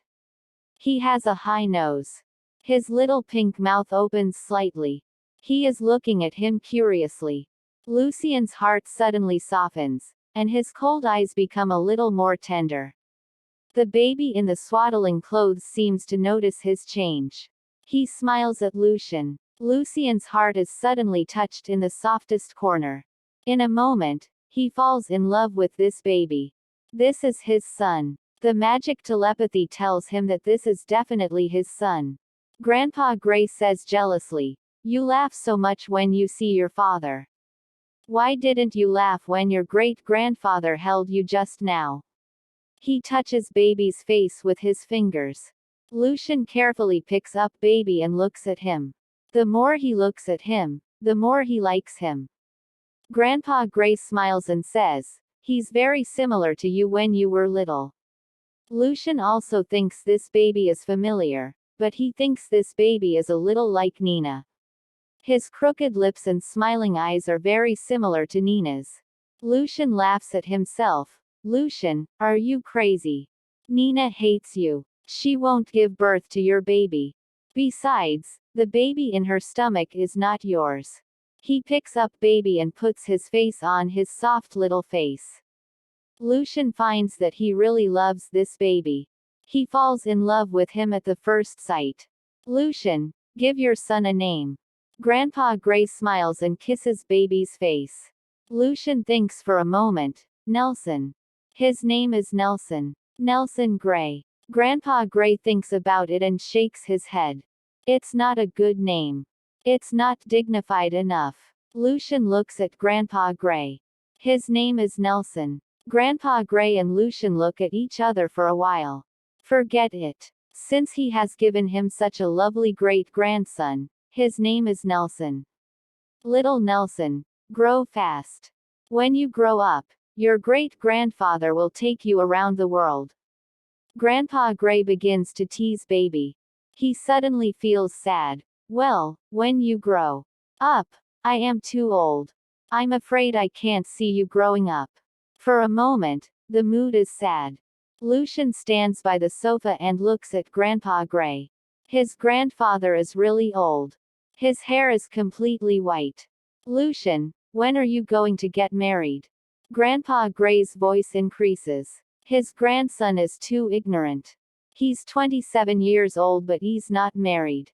He wants to attend his wedding. Grandpa, don't worry about that. Lucian says faintly. Don't worry. If I don't worry, will you not marry in your life? Grandpa Gray is angry. Paul, how's the selection of Lucian's wife going? I have to get results in a week. When Paul sees Grandpa Gray getting angry, he quickly replies, I've shown 1,000 photos to young master. He's not satisfied. He doesn't want to see them. Then find another 1,000 girls. Find single and unmarried women all over the world and let him choose. Grandpa Gray's voice is determined. Nina is in bed for more than a month. Her spirit is better. Grace and Ryan leave her some money and they go on a tour of France. Well, Nina really doesn't want to see them now. Although she knows Grace is good to her, she doesn't let her see her baby and deals with her. Nina can't accept it. It's a fine day outside. Nina suddenly wants to go out. She seldom goes out after coming to Chicago. Nina can't wear the clothes she wore when she was pregnant. Luckily Grace leaves a lot of clothes.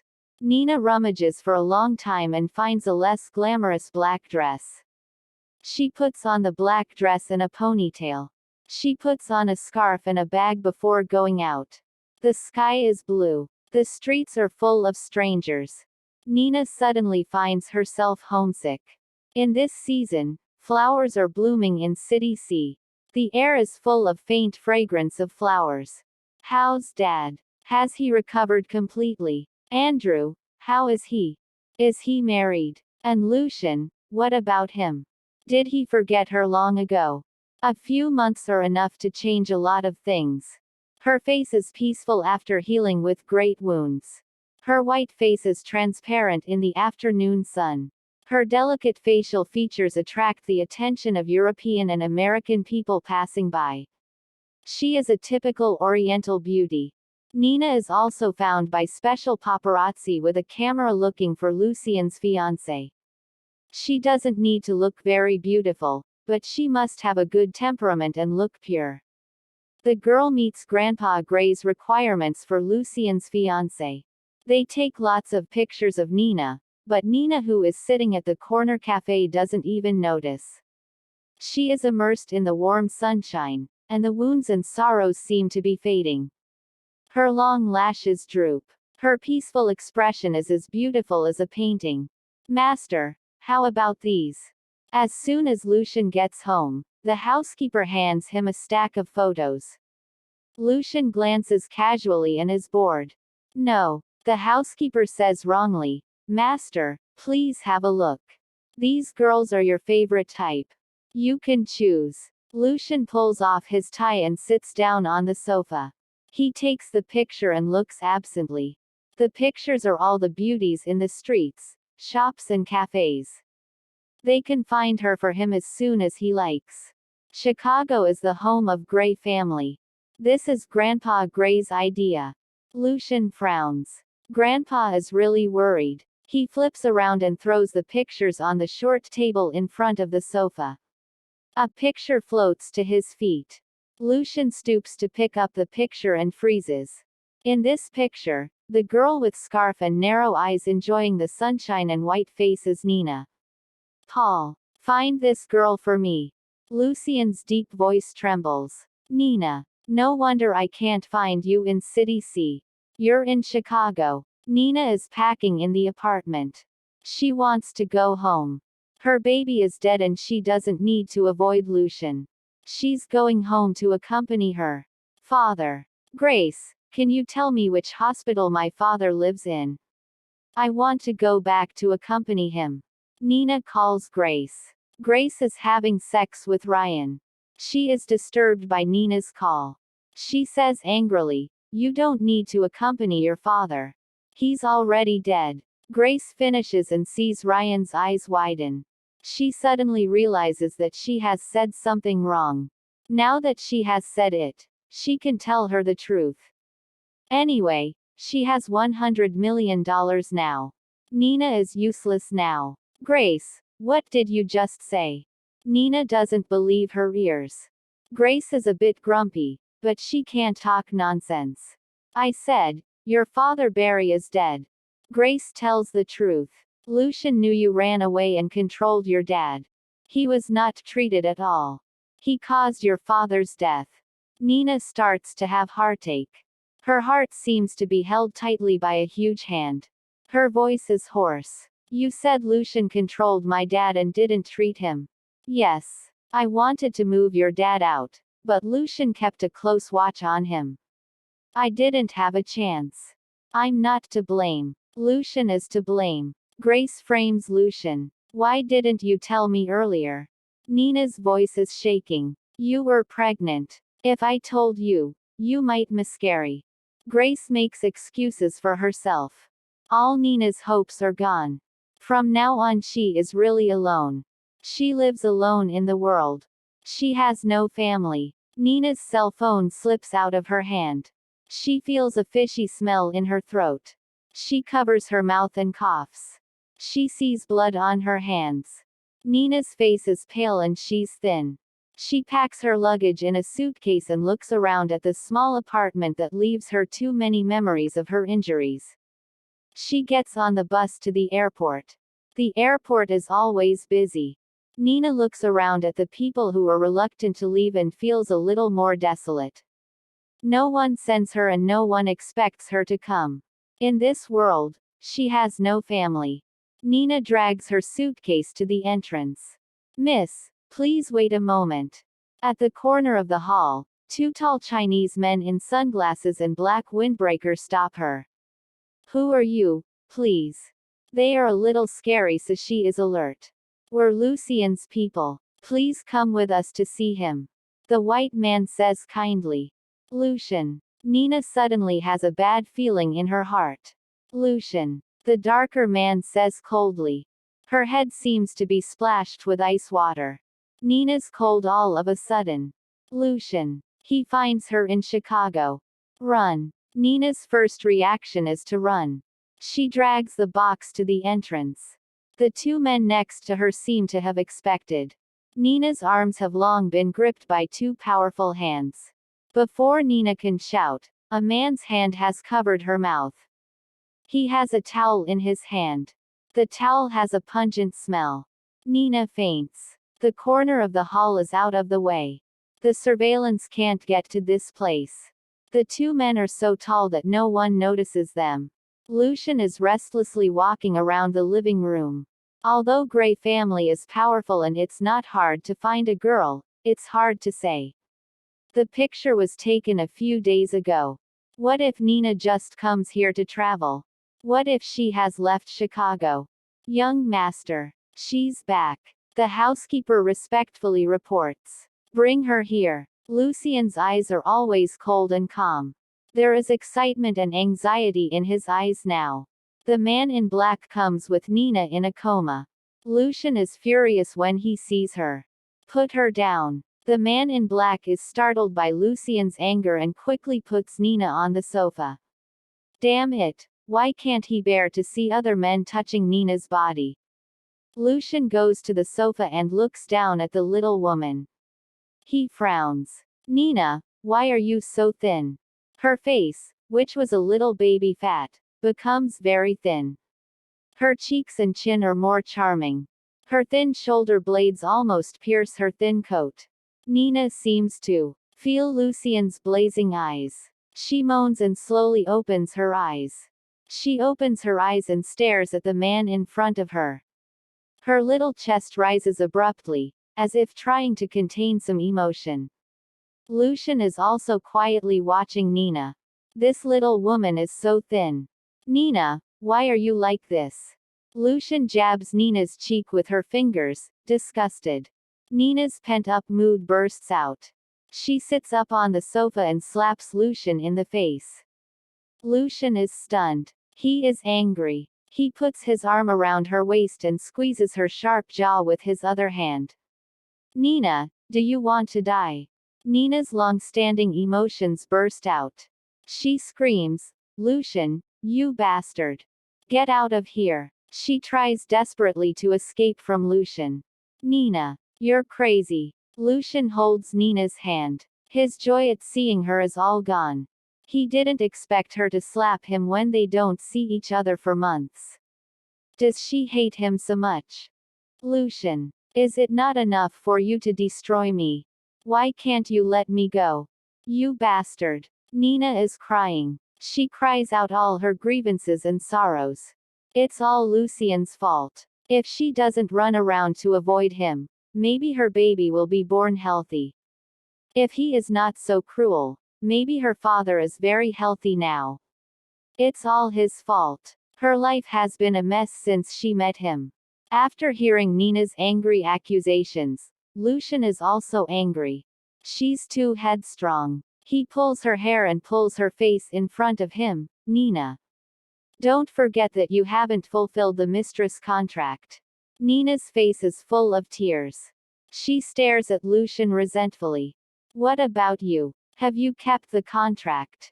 You are responsible for my father's death. Barry's dead. Lucian is a little surprised, but he doesn't think much. He stares at Nina. It's my business whether I comply with the contract or not. What you have to do must be done.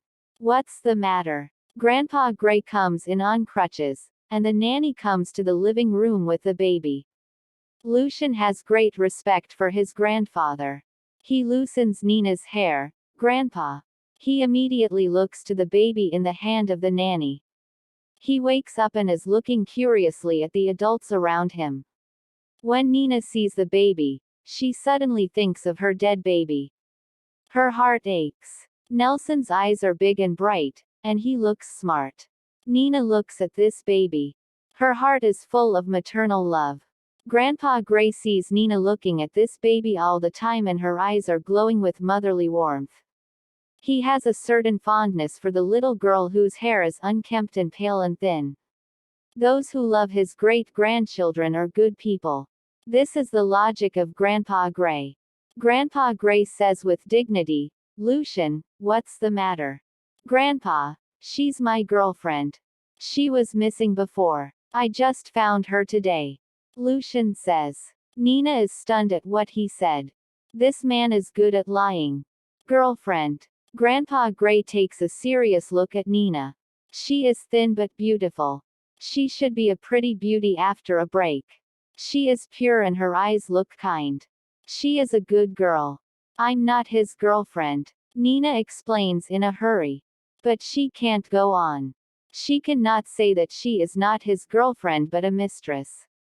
In the face of such a kind old man, she really can't talk about it. Nina, stop being capricious. I did it wrong. Don't be angry. We will have a good life in the future. All right. Lucian, of course, has to be nice in front of Grandpa. Nina's performance leads him to conclude that Nina is afraid to tell Grandpa Gray the truth. Lucian's gentle tone makes Nina sick. This man is not only domineering but also hypocritical. Adults are talking. The baby probably feels a little lonely and begins to hum. Nina's eyes are always on the baby's face.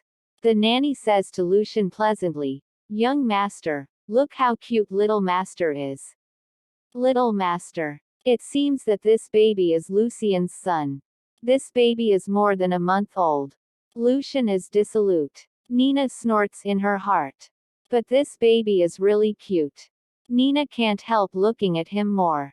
She thinks this baby looks familiar. She thinks she has seen him. Grandpa Gray looks at his great-grandson and tells his nanny, feed this baby well. He is now more than 2 months old and looks like he was just born. He's growing too slowly. He's my only great-grandson. Take good care of him. The nanny says respectfully, don't worry, the baby hasn't been fed well before, so he is very thin. I will feed him well and make him white and fat. After listening to the conversation between Grandpa Gray and the nanny, Nina's question disappears. It turns out that this is a boy over 2 months old. Her baby is a lovely daughter.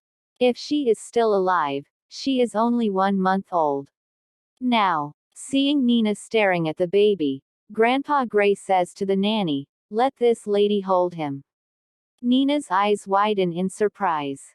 Really? How could Grandpa Gray agree to let her hold this baby? Nina reaches out and takes baby from the nanny. The baby's black and bright eyes have been staring at her quietly. After a while, he grins at her. His eyes are as lovely as crescent moon. Nina has a deep maternal love in her heart. This baby is related to her. She likes him. Although he is not her own baby, she feels very relieved when holding this baby. She feels very happy. Maybe she misses her daughter too much. A tear falls down Nina's pale face onto the baby's little face. The baby suddenly cries. Grandpa Gray looks at Nina discontentedly, and the nanny takes baby away from Nina.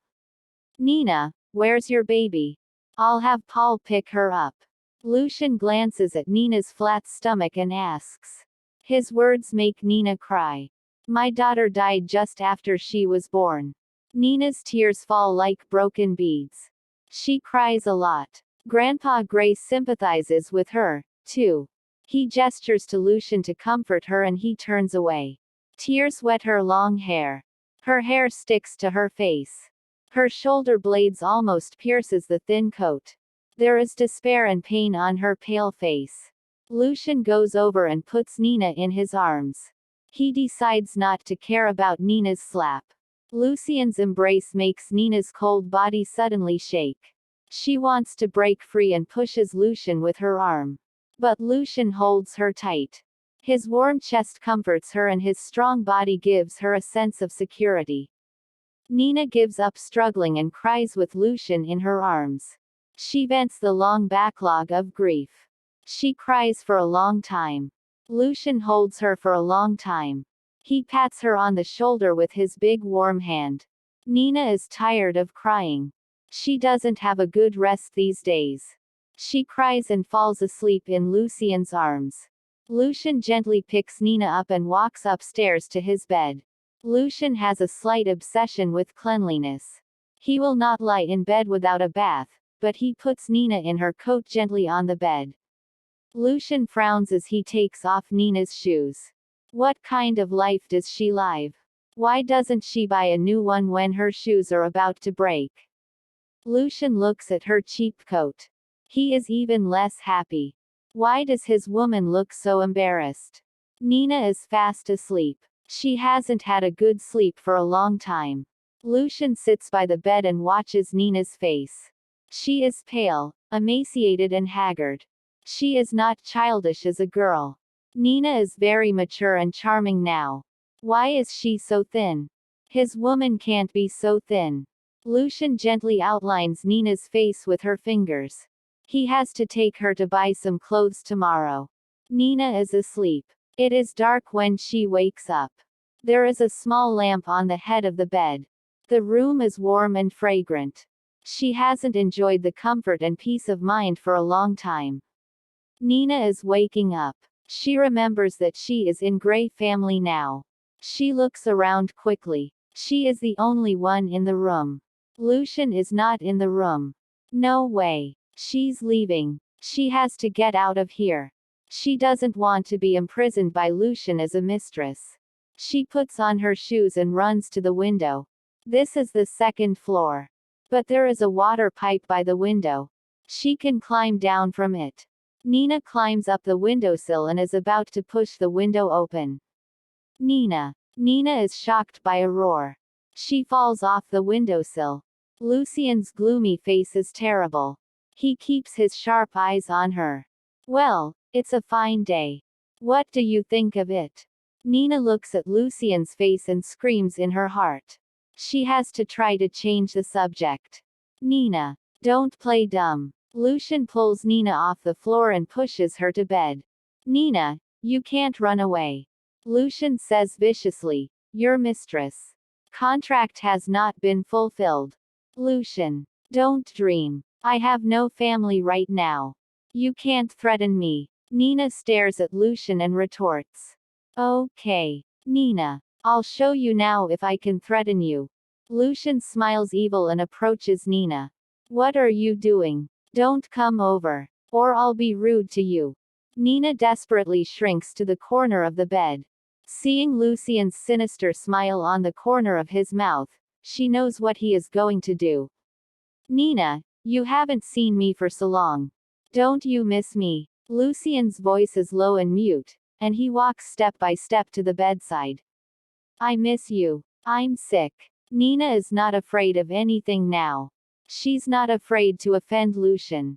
She's free. Little woman, I'll see if you're lying.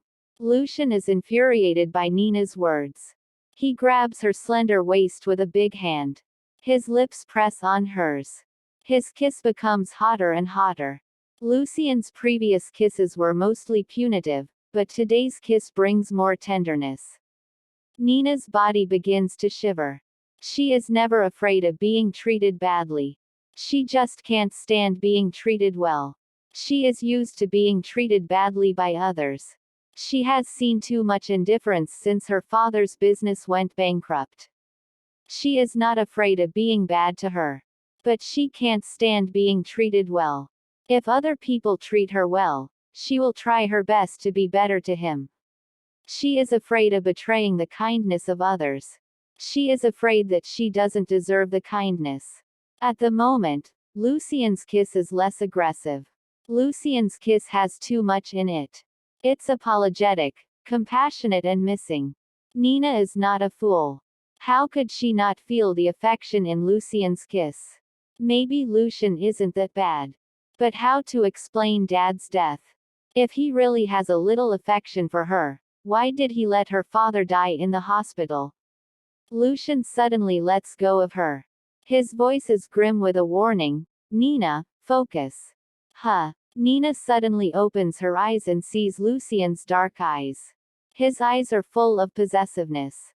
His forehead is against hers. His warm breath brushes her skin. Nina, focus.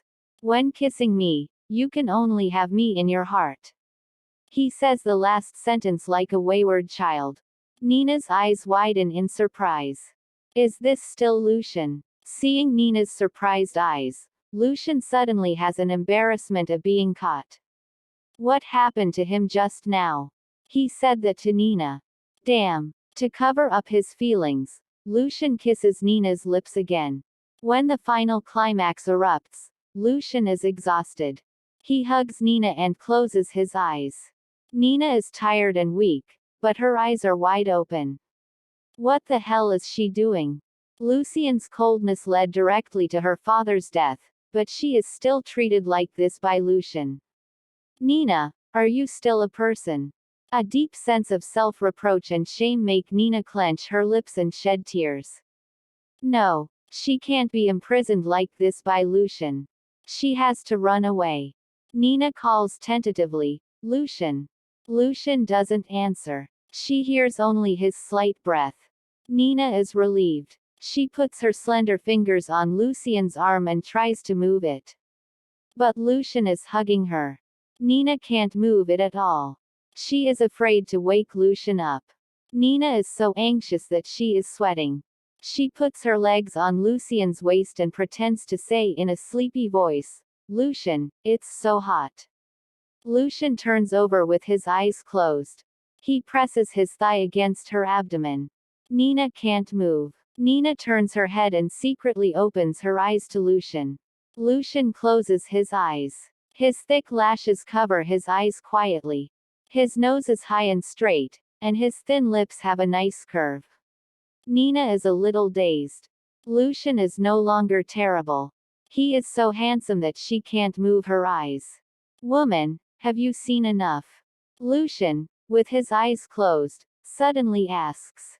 Nina is shocked. Lucian hugs Nina tighter and whispers a warning, do you want to escape? Nina, don't even think about it.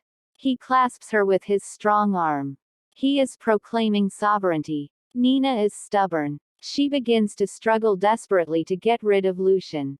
You let go. You've violated me. Now let me go. I am free. You have no right to control me. Lucian's eyes are still closed. His voice is lazy and leisurely. I have no right. Nina, turn around and look at the camera next to the bed. Nina turns to see a petal-shaped camera by the bed. What did you do just now? Nina is alert. It's not good to have the camera by the bed. Lucian closes his eyes and smiles smugly. I photographed us having sex. Then he opens his eyes and gives Nina a teasing smile. Nina's going to break down. This man is too shameful. When did you do it? She grabs the camera and smashes it on the ground. It's no use smashing it. It's synced to my computer. Lucian doesn't even bother to open her eyes. He says lazily. Nina reaches out to the laptop on the desk. Lucian says faintly, this laptop and others are connected to the internet. It's useless if you smash it. There are backups on other computers. Nina's face is red with anger. He's a jerk. He's been setting her up. Nina, you can't beat me with your IQ. You can fulfill the mistress contract. Maybe I'll let you go when I'm tired of playing with you. Lucian naturally says such cold words. Nina is too angry to speak. The only way to deal with a shameless person is to be more shameless than him. Nina bites her teeth to imitate Lucian's tone and says lightly, okay, then you can take out the video just now and broadcast it. Anyway, I am an ordinary person, and no one knows me. But everyone knows you. I think other people will be more interested in the naked hero in the video. Lucian opens his eyes and stares at Nina with deep black eyes. Your IQ seems to have improved a lot. Nina laughs angrily. If I were a little more stupid, I'd have nothing left. Lucian closes his eyes again. There is a happy smile on his face. Nina, what about drugs? What about heroin? Are you afraid of heroin? Drugs. Nina suddenly opens her eyes. How could this despicable man threaten her with drugs? Lucian, you're not human. Nina is furious. If you are submissive, of course I will not inject drugs into you. Lucian opens his eyes. His sharp eyes are filled with anger. If you run away again, Nina, don't blame me for being rude. Lucian, I'll kill you. Nina is desperate. She pounces on Lucian. She punches him with both hands. If it isn't Lucian, how could her father have died after the operation? Everything is caused by this man. Her life and her home are ruined by this man. Nina, I warn you. Be quiet. Lucian's hands hold onto Nina's waving hands. He warns coldly. Nina's eyes glares at Lucian. Lucian, one day you will pay for what you have done. You will be punished. Lucian laughs fiercely. Well, I'll wait and see what will happen to me. Nina is locked in bed by Lucian for dinner. Lucian orders Nina to eat all the food as high as the mountain. Eat it all. Otherwise. He looks at Nina's open neckline. Nina covers her collar and is silent. She neither eats nor quarrels with Lucian. Nina is so quiet. She is heartbreaking. She is like a living dead person. Lucian is drinking soup. He looks at Nina and frowns. Nina, if you think I'll be angry, you're naive. Nina is still silent and unresponsive. Lucian pulls Nina. He covers her lips with his hot lips. He squeezes Nina's jaw with his big hand. He pours all the soup in his mouth into Nina's. Seeing Nina drink the soup, Lucian lets go. Nina chokes and coughs. Lucian. You pervert. Lucian contentedly licks his mouth with the tip of his tongue and says, if you don't eat, I'll be more perverse to you. Lucian is a dirty guy with no bottom line. Nina hugs her arms in fear. She doesn't know what Lucian is going to do. Lucian presses the bedside bell. Call today's cook. After a while, a middle-aged woman comes in trembling. Nina frowns. What's Lucian doing? Does he want the cook to feed her? Lucian looks at the cook with cold eyes. Did you cook today? The middle-aged woman is frightened by Lucian's eyes. She has long heard that young master has a bad temper. She believes it now. She kneels on the ground. Young master, today I cooked. Lucian glances at Nina and says to the cook, it doesn't look like you are good at cooking. Miss Morrison doesn't want your meal. I will punish you. The cook is so scared that he kowtows desperately. Young master, if the meal is not delicious, I will make another one for Miss Morrison. I am too old to be punished. Lucian's dark eyes flicker. Even if you cook again, Miss Morrison may not want to eat it. You will be whipped 30 times. Don't, young master. Young master, it's my fault. Miss Morrison doesn't like my cooking. I will pay attention next time. If I am whipped, I will die. The cook kowtows and cries. Lucian doesn't answer. The cook scrambles to Nina's feet. She pulls her skirt and kowtows desperately. Miss Morrison, please help me. I can't stand being whipped 30 times. Miss, please. This despicable man even threatens her with a cook. Nina grins and says, Lucian, what else can you do but threaten me? Lucian says leisurely, yes, I can only threaten you. Nina, you decide. If you don't eat today, the cook will be whipped. Whenever you don't eat, the cook will be beaten.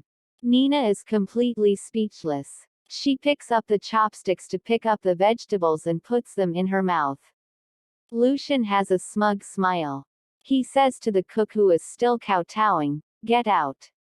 The middle-aged woman rushes out. She is afraid that she will really be whipped. Nina seems to be venting at dinner. She has no regard for her image. She has no appetite at all. She is angry. Eat slowly, don't choke. Lucian also pretends to be kind enough to pass her a glass of water. Nina spills all that water on Lucian's pants. Suddenly Nina hears a loud baby crying. It seems Nelson is crying downstairs. Lucian, you are a bastard. Your son is crying downstairs. You still do that. Nelson's cry makes Nina feel sad. She pushes Lucian as hard as she can. Nelson is Lucian's baby. Hearing that Nelson is crying, Lucian stops immediately and listens carefully. It seems so. There's a crying child downstairs. But the cry is faint. If you don't listen carefully, you will never hear. The sound insulation of this room is very good. Lucian takes a strange look at Nina. This woman's ears are really sensitive. What happened to little Nelson? Why does he cry so sad? Lucian loves his son so much that he immediately sits up and puts on a pair of trousers. I let you go today. I'll be back in a minute. Lucian takes another sinister look at Nina and hurries downstairs. Nina finds some pins on the desk in the office. She covers her skirt and rushes downstairs. Although this baby is the son of Lucian and another woman, Nina is very concerned about this baby. Maybe this baby is destined for her. She fell in love with him the first time she saw him. Maybe she misses her daughter too much. Nina can only explain her psychology in this way. Paige, why are you here? Where is the nanny? Lucian goes downstairs and sees Paige and two other servants trying to coax the baby. A servant with a bottle in her hand says, Young master, the nanny is out. The baby may be hungry. Hungry. Why don't you feed him? Lucian is devastated to hear his son cry. He takes the bottle from the servant and sends it clumsily to the baby's mouth. The baby doesn't drink at all. As soon as the pacifier reaches into his mouth, he sticks it out with his little tongue and starts crying again. Little Nelson cries so sad that his face is a little purple. Lucian is angry. He raises his foot and kicks the servant beside him. Why are you so useless? You don't feed the baby when he's hungry. Little Nelson is crying so much. Hearing little Nelson crying, Nina feels her chest swell like a stone. Nina looks down and sees that the chest of her coat is wet. Nina is stunned. Is she lactating? She just gave birth to the baby less than 2 months ago, so she has breast milk. Nina is sad to hear the baby crying. She hurries to Lucian and reached for the baby. Let me try. Lucian thinks Nina is going to feed Nelson with the bottle again. He gives her an impatient look. That's no use. We've all tried. Nina looks down at the crying baby. His little white face is red and there is a tear in the corner of his eye.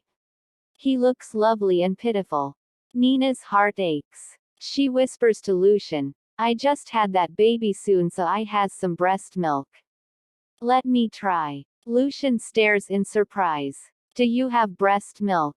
No wonder Nina is thin, but her chest is full. She has breast milk. Lucian hands the baby to Nina and yells at several servants, get out of here. The servants hurry out of the hall. Nina picks up the baby and goes upstairs. Nina, where are you going? I'll go upstairs and nurse. Nina takes a look at Lucian. Do you want me to nurse in the living room? Stay here. Lucian starts ordering Nina again. Nina ignores Lucian and goes upstairs. Lucian has no choice but to follow her upstairs. Don't follow me. I'll take the baby down after feeding. Nina doesn't want Lucian to be watching as she feeds the baby. She is very ashamed. What if you take my son away? I have to watch you. Lucian has a reason. Nina doesn't want to talk to him. The baby seems to know that he is being nursed. He leans over to her bosom and his mouth to her chest. Nina's heart is as soft as spring water. She kisses the baby on the head and hurries upstairs. Seeing Nina looking at little Nelson with such gentle eyes and kissing him so gently, Lucian suddenly feels very secure and happy. It seems that they are a family. Mom is feeding the baby, and Dad is helping. What a pity. If that baby is born to him and Nina, how nice it will be. Lucian thinks regretfully. Lucian follows her to the door and is about to enter. Nina closes the door inside. Nina has the baby in her hand. Lucian is afraid to touch the baby and dare not push the door hard. Nina takes the opportunity to lock the door from inside again. After locking Lucian out of the door, Nina sighs and is finally able to feed the baby peacefully. The baby may be hungry. His little mouth is sucking, and he can hardly swallow it. Nina smiles and gently strokes the baby's head with her hand. Little baby, eat slowly. Don't worry. The baby seems to understand Nina. He begins to suck slowly. Looking at the baby's quiet face, Nina's eyes suddenly moisten. A strong maternal love bursts out of her heart. She has a bold idea. She wants to steal the baby. Of course, it's impossible. Little Nelson is the baby of Gray family. They keep a close watch on him. How could she sneak the baby out? Nina's heart is filled with happiness and melancholy. If her daughter is still alive, she must be as lovely as little Nelson, right? The door suddenly opens. Lucian comes in. Nina's freaked out. She wants to yell, but she is afraid of scaring the baby in her arms. She lowers her voice and says, "How did you get in?" She has locked the door from inside. Lucian raises his eyebrows and raises the key in his hand. "It's in my house. Do you still want to lock me out?" Lucian's eyes can't help looking at the baby. Nina blushes and pulls her dress up to cover her chest. As a result, the baby is not happy. It's not so convenient for him to drink breast milk after the clothes are pulled high. The little guy wins. Nina quickly pulls the clothes down again. Lucian's eyes are fixed on the baby's sucking mouth. The baby finally closes his eyes and falls asleep quietly after eating. He has a smile on his pink lips. Nina quietly looks at the baby's face and feels warm in her heart. Is this the happiness of being a mother? She thinks of her daughter bitterly. Before she could have a look at the world, she was taken away by death. She feels sad for a while. She gently puts little Nelson on the bed and covers him. Nina stays by the bed and watches the baby's sleeping face. Lucian has been watching Nina. His mood is complicated. He's never seen Nina like this. Maternal love makes her look so holy. It seems that the baby has occupied all her mind. Lucian feels a little jealous of his son. He gets so much tenderness and attention from Nina. Suddenly, Nina is pulled out of bed by Lucian. She is pinned on the wall by him and kissed by him. His kiss is fierce and takes almost all of her breath. She feels nothing but a blank in front of her eyes. Little Nelson is by the side. How can he kiss her? A pure baby lies by. How can he treat her as a prostitute and do whatever he wants? She kicks him and beats him hard. Let go of me. You let go of me. You're crazy. Nina's chest feels even stuffier after roaring. Lucian looks down at her with complicated eyes and no expression on his face. She frowns slightly and looks at the expressionless man in front of her. She doesn't know what he is thinking. She can't understand his heart. What is he going to do? Lucian, what are you going to do? She roars again. Why do you always bully me? I'm not the kind of woman you think I am. Why do you always harass me? I hate you. Lucian hears her and looks at her face. He is suddenly frightened. He feels a bit distressed. Be my woman. Hot words blurt out. At the moment he says it, Lucian himself is a little surprised. She laughs sarcastically. Lucian, what are you talking about? Be your woman. This is the first time she has really faced up to this problem. Something hits her heart. Yes, he is sure. Lucian, do you want me to continue to be your mistress? Nina sneers and looks sad and angry. I'm dirty in your heart. I don't deserve to live in this world. I only deserve to be a mistress. I'm only a canary for you rich people, right? Lucian wants to say something, but Nina stops him. Lucian, I know you look down on me. You look down on me from beginning to end. Yes, I am poor. I have no status. In this world, anyone can trample me. But that doesn't mean I'll give up my dignity to be your mistress. Lucian's eyes are sad. He looks at the angry Nina. He raises his hand slightly and makes a gesture of supplication. Then, be my girlfriend. Nina, will you be my girlfriend? Lucian looks nervously at Nina and looks forward to her reply. Girlfriend. Nina smiles bitterly. Only lovers can be called boyfriend and girlfriend, right? Unfortunately, I can't be your girlfriend. Because I don't love you. The tension in Lucian's eyes turns into anger. This woman is so ungrateful. He has asked her to be his girlfriend. She doesn't agree. Nina, don't take yourself too seriously. He says indifferently. Haha, do you think it's a good thing to be your girlfriend? Do you think it's the dream of every woman in the world? I'm humble but you like me. Should I thank God? Nina's cold eyes are full of ridicule. Excuse me, President Gray, I'm ungrateful. I have no interest in being your girlfriend. Lucian's face darkens and his eyes fill with anger. Lucian, I don't want to seduce any men. I just want to be quiet. Please, please, stop pestering me, will you? What can I do for you to let me go? Nina suddenly feels so tired.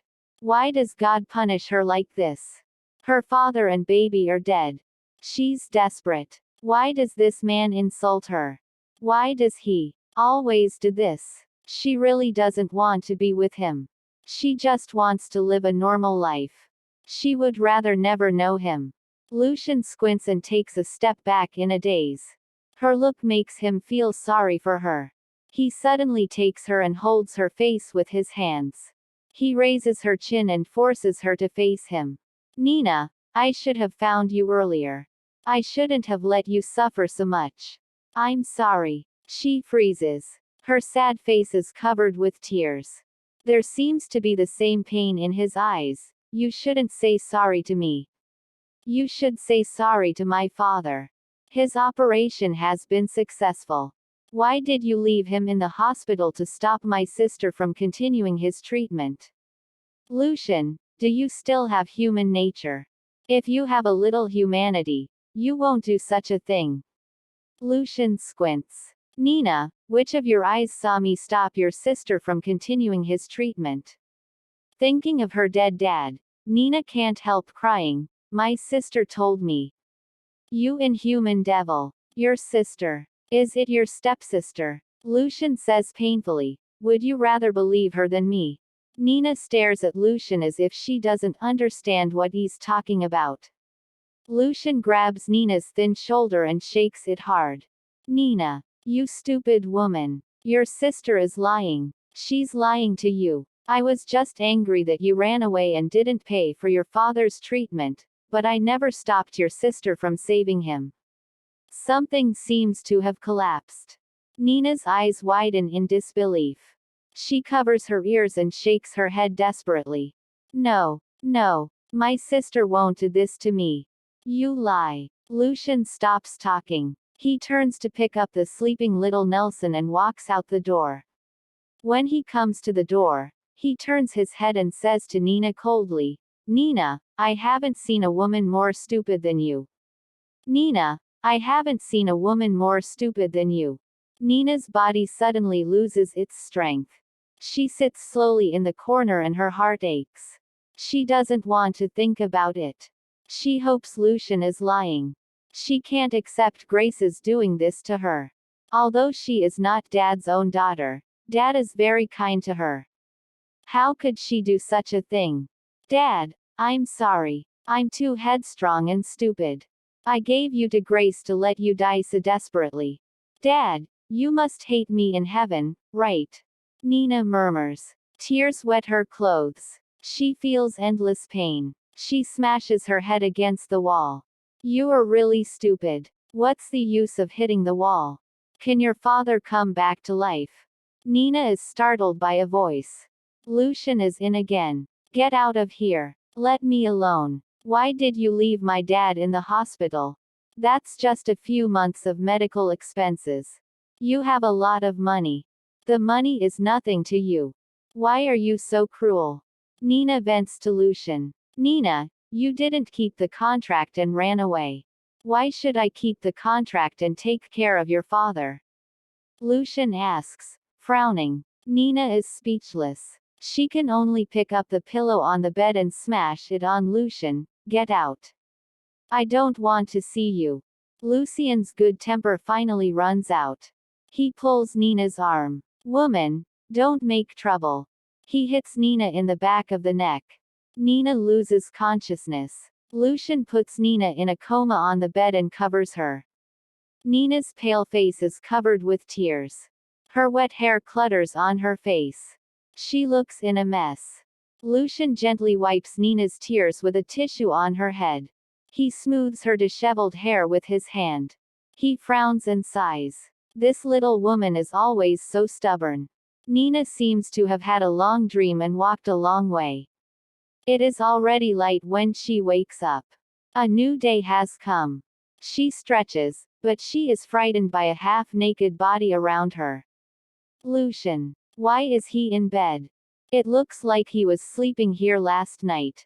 Nina is so scared that she quickly lifts the sheet and looks at her body. Why is her skirt missing? It's changed into men's pajamas. Did Lucian change her clothes last night? Nina looks suspiciously at the man around her. She doesn't know what he did yesterday.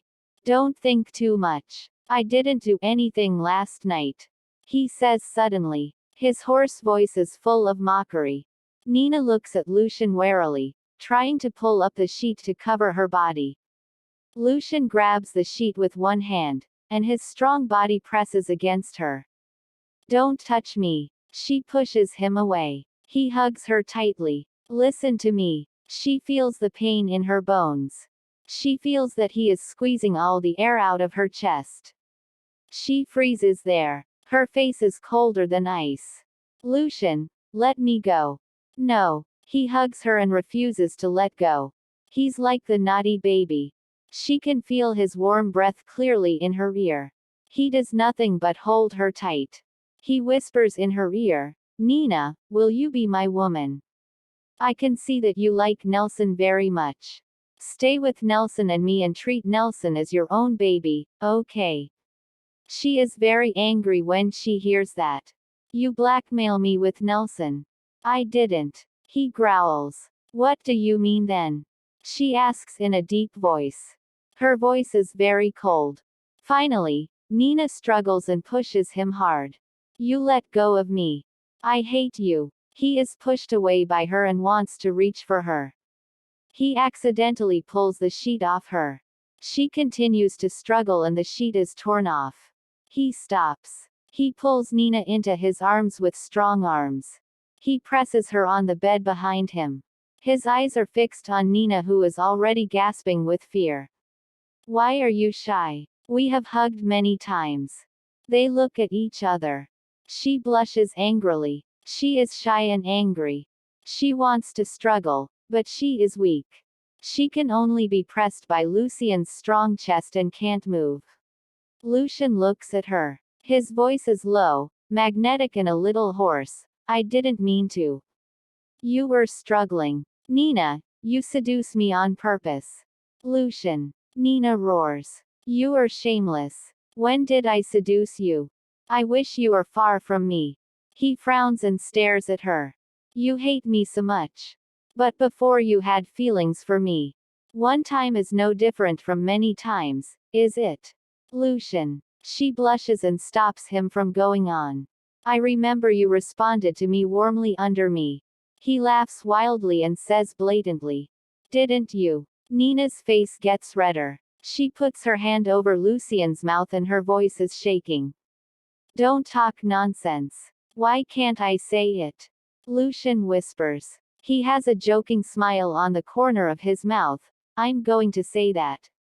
Nina's heart suddenly pricks. She bows her head and struggles to push him. His kisses fall on her face. He holds her in his arms and stops her from struggling. Ah, no. Nina screams. Warm tears burn his lips. He looks up at her in a daze and finds her in tears. Nina turns and doesn't look at Lucien's handsome face. But tears run down her cheeks. She hates her inability to resist Lucien's attack. She finally surrenders completely and enjoys his aggression. She looks down on herself. Nina is biting her lips and cannot help sobbing. I'm not a prostitute. Don't do this to me. Seeing her cry, Lucien turns over and holds Nina's hand. He does not speak but kisses her palms tenderly with his lips. Nina is shocked and wants to take back her hand. Lucien whispers, okay, I won't touch you. Don't cry. Nina pulls the quilt with shame and trembling, trying to cover her body. Lucien helps her with the quilt. He holds her and looks at her face. He sees a clear little image of himself in her beautiful eyes with tears in them. Lucien doesn't speak. He lowers his head and kisses Nina's palm gently. After a while, he raises his head and asks her, Nina, think it over. Can you be my woman? She is stunned. She knows that he is the man all women dream of marrying, but she is the only exception. She can't accept him after all that hurt. She can't do it. She doesn't love him. She never loves him. She is poor and humble, but her heart is not for sale. Only one man can walk into her heart. That's Andrew. Never Lucien. At the thought of Andrew, Nina's heart hurts. Originally, she can have a clean life and she can stand in front of Andrew to be a happy woman. But it's all ruined by Lucien. No, I don't agree. The two look at each other deeply. After a while Lucien looks down at Nina and says, you can see Nelson every day and enjoy being a mother. Don't you agree? His hot breath is in Nina's ear, which makes her tremble again. Lucien, I warn you not to blackmail me with Nelson. That's your own son. Why do you take such a small baby as a chip? Are you human or not? Her heart aches at the thought of the baby. But I can see that you like Nelson very much. Your daughter has left you. You can think of Nelson as your own baby. Lucien says in a forthright voice. Nina freezes. She really likes the lovely Nelson. Nina hesitates, And Lucian goes on. I don't mind if you like me or not. Because I can't give you status. I can't marry you, he says in a low voice. She looks up. I have no status in my life and then you marry another woman. I can only sleep with you. Is that right? He freezes and looks at her. Is status important? At least he doesn't think it is very important. His rhetorical question seems to have been inserted into Nina's heart like an invisible knife. She is too sore to breathe. Nina suddenly closes her eyes. Her cheeks are covered with tears. Nina. Lucian only feels heartache. He looks down at her. Lucian, why do you have to make me your woman? Do you love me? She asks coldly. He freezes. Nina laughs at herself. She never hopes to get love, but she doesn't want her self-esteem to be trampled. Lucian is still silent. He doesn't like talking about love with women. His deep eyes look at her face. But his eyes are cold. He begins to smile. Do you long for my love? Lucian, you know women want to be loved. Women want status and want to be cared for. I'm no exception, Nina says. Her voice is soft as if it will be scattered in the air by the wind. But I just want to live with someone I love and love me. I don't want to be a disgraceful mistress. At first they didn't love each other. They were just exchanging benefits. Lucian, you don't love me. I don't love you either. I won't be your woman. She stares at him. She actually knows he has no love. How could he love a woman? He only needs to use women to solve his physiological needs. I don't love you either. This hurts Lucian's heart. Lucian sneers and says in a deep voice, I won't give you status and love, but you can't leave this house without my consent. You. Tears fall silently from the closed eyes. Nina smiles sadly. Lucian, why do you have to embarrass me? If you want women, there are many beautiful young women. Why do you have to bully me like this? With that, Nina takes a deep breath and tries to calm down. I lost my father and my daughter. I have nothing in the world. Why do you want me to be your woman? Lucian's body trembles a little. It's none of your business. You just have to promise to be my woman. Nina clenches her fist. She finds that she doesn't even have the strength to clench her fist at the moment. Why does she become so powerless and helpless? What if I don't agree? Nina bites her lips and looks at Lucian. If you don't promise me, yesterday's CD will spread all over the world. You'll be locked up in this house for the rest of your life and you won't be able to walk out. You will be addicted to drugs and extremely painful, Lucian says faintly, but his tone is firm. You. There is a buzz in her head. What did you just say? I do what I say. His expression becomes fierce. You'd better not annoy me. Nina smiles sadly. She resists the desire to cry and says softly to him, if you dare to do that, I will hate you forever. So what? All of a sudden, he grabs her and lowers his head to bite her ear. He knows her ears are sensitive. You can try and see if I'm lying. His voice is low and hoarse but cold. Nina can't help shivering. She becomes quiet. He looks down at her. He raises her chin with his big hand.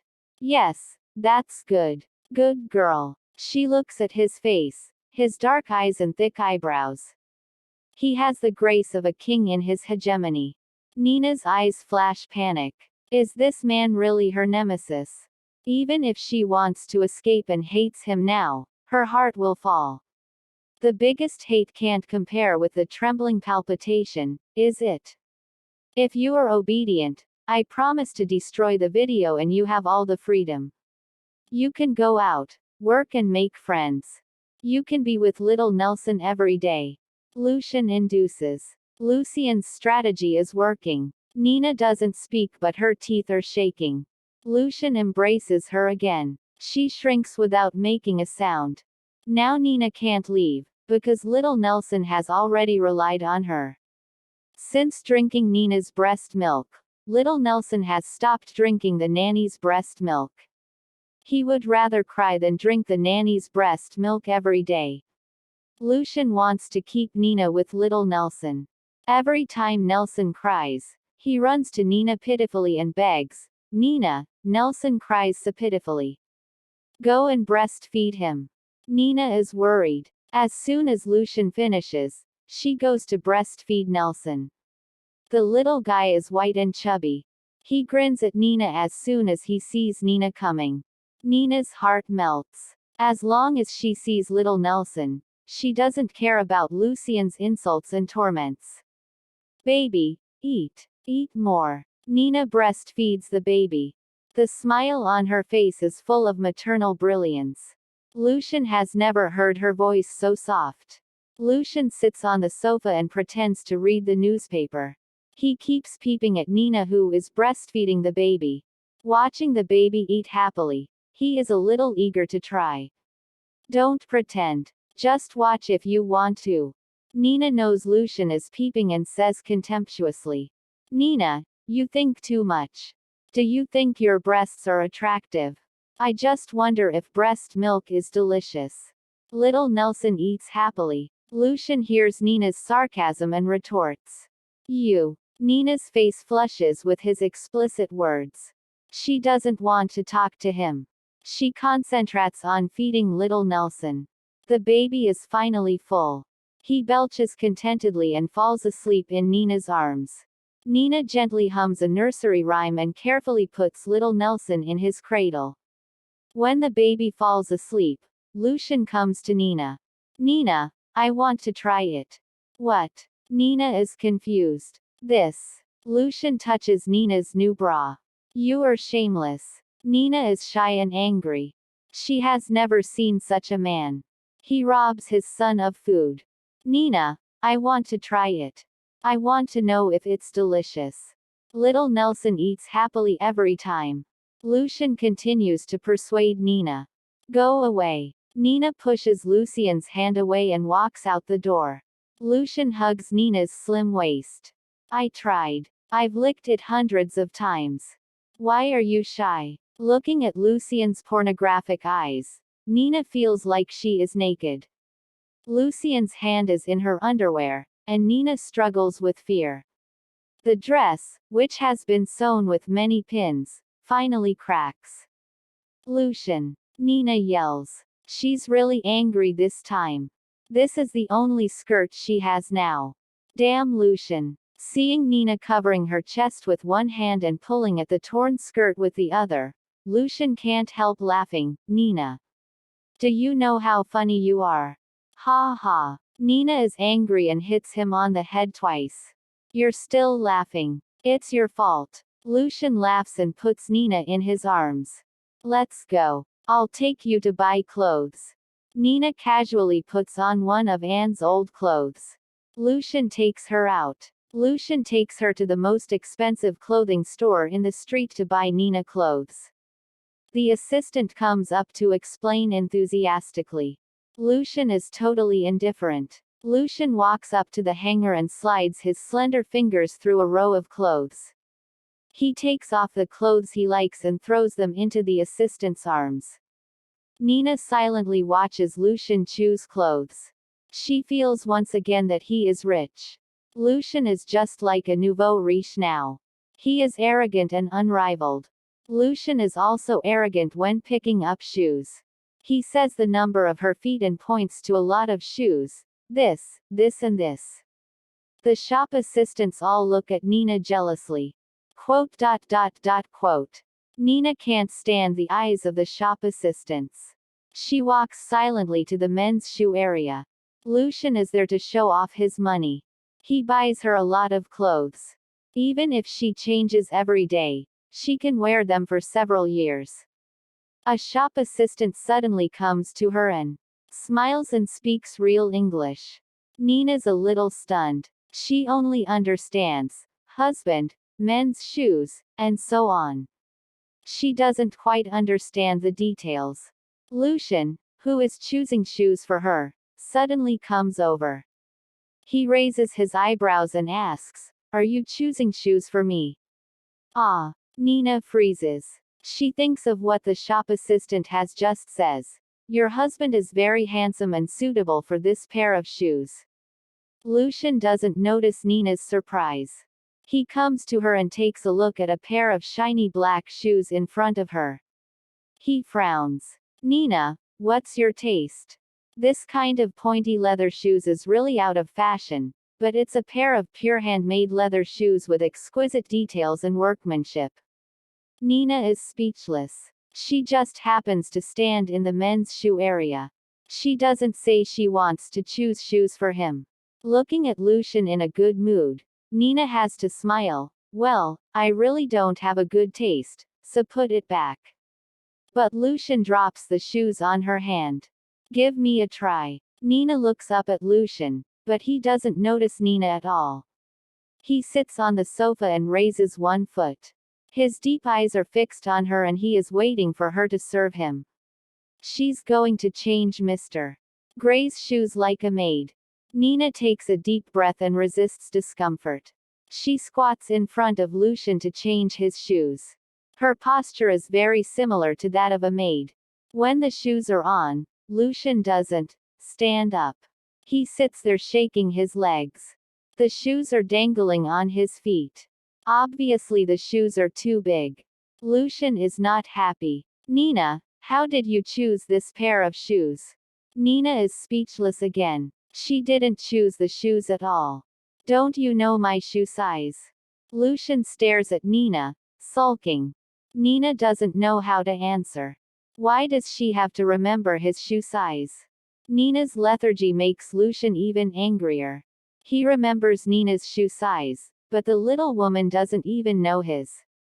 Very good. Lucian is about to lose his temper when he hears Nina say his shoe size in English. Do you remember? Lucian's face softens a little, but his tone is still cold. Yes. Nina's a little guilty. In fact, she sees a pair of his shoes on the ground with a shoe size inside. Lucian's face was black just now.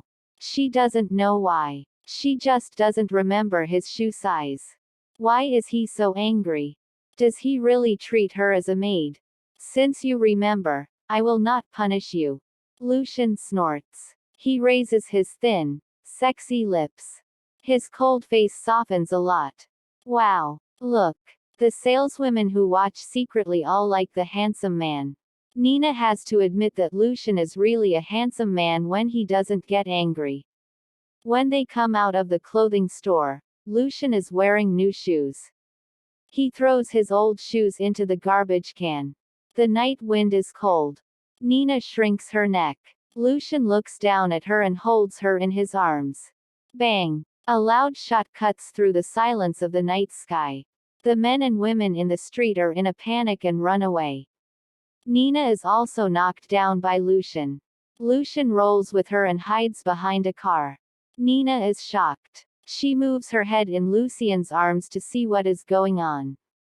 Don't move. Stay here. Lucian hugs Nina and whispers.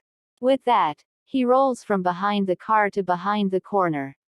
Nina sees him standing upright and taking a gun out of his pocket. From the crack in the wheel, Nina clearly sees a foreigner lying next to her. His eyes are wide open and he doesn't move. Blood flows from his head to her side. Ah! Nina almost screams and quickly covers her mouth with her hands. Just now, this foreigner was walking beside her and Lucian. If Lucian doesn't hold her down, she's dead now. In a trance, Nina hears a group of people shouting in Chinese. It seems that they have gone to the corner. Act separately. It's clear that the gang is going to attack her and Lucian. Nina is nervous. She turns to the corner where Lucian is still standing. If Nina doesn't know he is hiding there, she thinks he is a tree. Nina's heart thumps as the shadow draws closer. Bang! Bang! Bang! After 3 shots in a row, 2 bodies fall to the ground. Lucian kills 2 enemies. The other man is very cunning. He is leaning against the wall and slowly approaching Lucian. Nina is about to call Lucian and call his attention when Lucian comes out of the corner and shoots and kills the man. Nina is finally relieved. Before she prays, Lucian had grabs her and gallops to a side road. Nina is led by Lucian.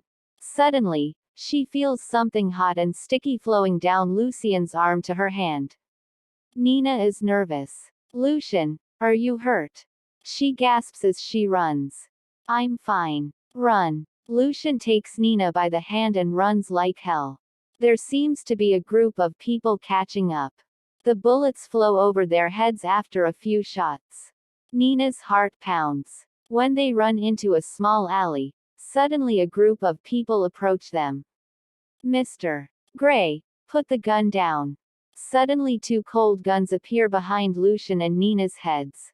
It's a terrible feeling to be shot twice a day in the head. Lucian's hand around Nina's shoulder suddenly tightens. Lucian says coldly, I'll stay. Let this woman go. He turns his eyes and looks for the best chance to escape.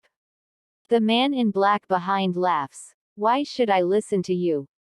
Lucian's voice is hoarse. If you touch one of her hair, none of you will live.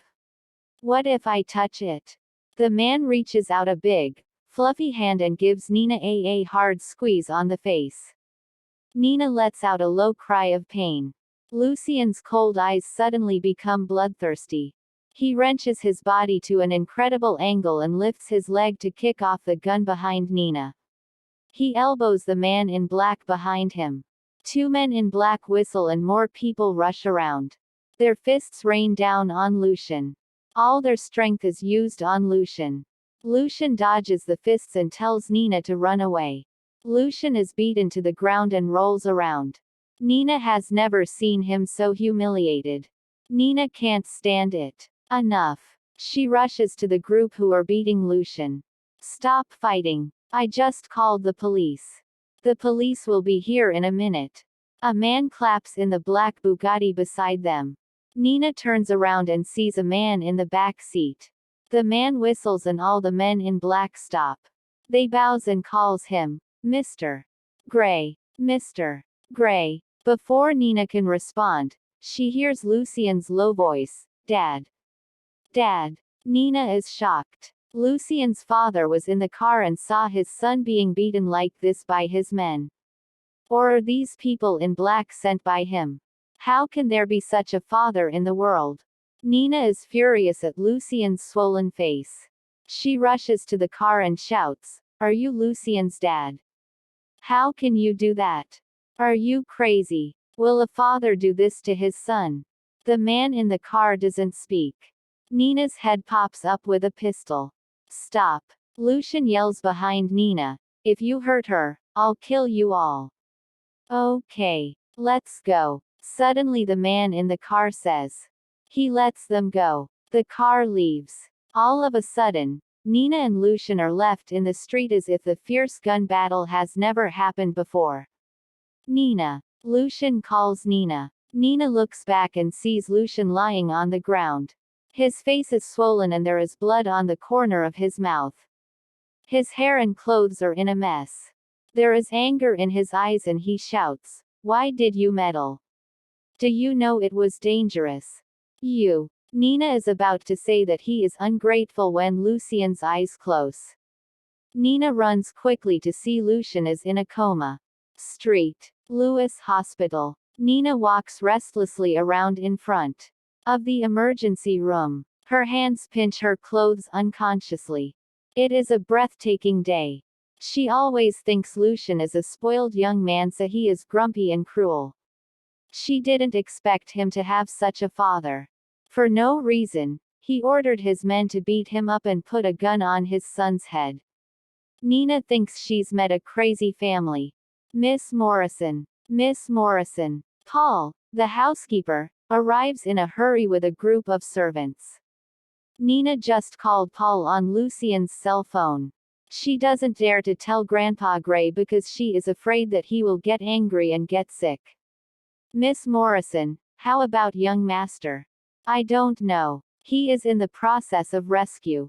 Nina glances at the closed door of the emergency room. Nina has an unspeakable tension. She knows that Lucian's beating has something to do with her. If it wasn't for protecting her, he wouldn't have been beaten so badly. When he was beaten, he still thought about her and asked her to run away. The worries and heartaches in his eyes are real and cannot be pretended at all. Nina's heart pounds. Does Lucian really like her? The emergency room lights out. The doctor comes out and speaks a lot at a very fast rate. Nina is confused. She looks at Paul. One of his ribs is broken. Nothing else. Paul breathes a sigh of relief and says to Nina, Lucian is soon pushed out. He has an oxygen tube in his nose and his eyes are closed. The blood on the corner of his lips has been wiped off by the doctor. But he still looks very embarrassed. Lucian is pushed into one of the most luxurious and best-equipped wards. The decoration and configuration here are all top-notch. There are also 4 nurses in the ward. Nina sits by Lucian's bed. She is in a bad mood. Lucian is still sleeping. His face is full of scars and his hair is messy. He is not as handsome as usual. Looking at Lucian like this, Nina's mood is complicated. What he did today shocks her once again. Everything seems to show that Lucian really likes her. Nina grips the fabric of her skirt with her hand. This skirt is worth over $100,000. But now it's dirty with dust and blood. Lucian never grudges money for her. He chooses the best for her. She always thinks it is just because Lucian is a generous owner. He gives her presents just because he has a lot of money and it doesn't mean anything. Now it seems that what she thinks is wrong. Nina puts her face in her palm. If Lucian likes her, it's complicated. Miss Morrison, have a drink. Paul brings Nina a cup of lemon tea. He glances at Lucian on the bed and says, Miss Morrison, there's a bed in the ward. You can go in and sleep. Young master will not wake up for a while.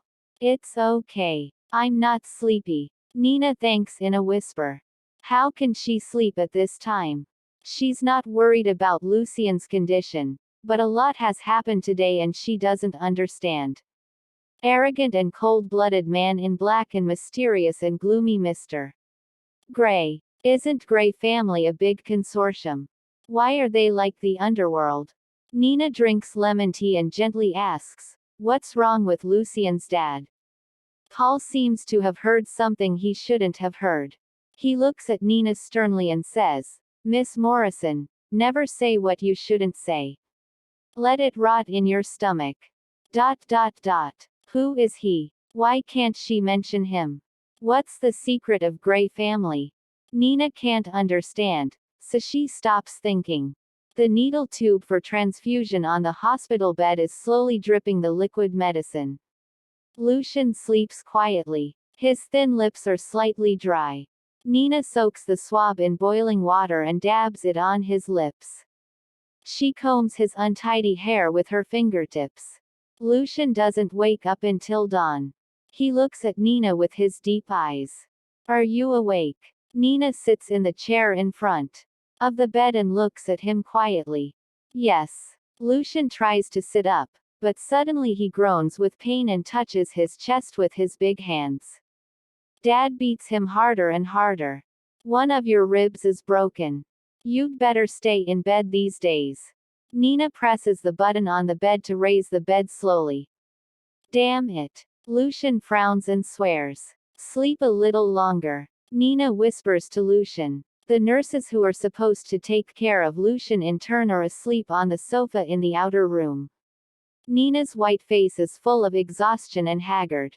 Lucian is not satisfied. Lucian yells in a low voice. Nina, go to sleep. I'm not sleepy. Nina lowers her eyes. Shall I peel you an apple?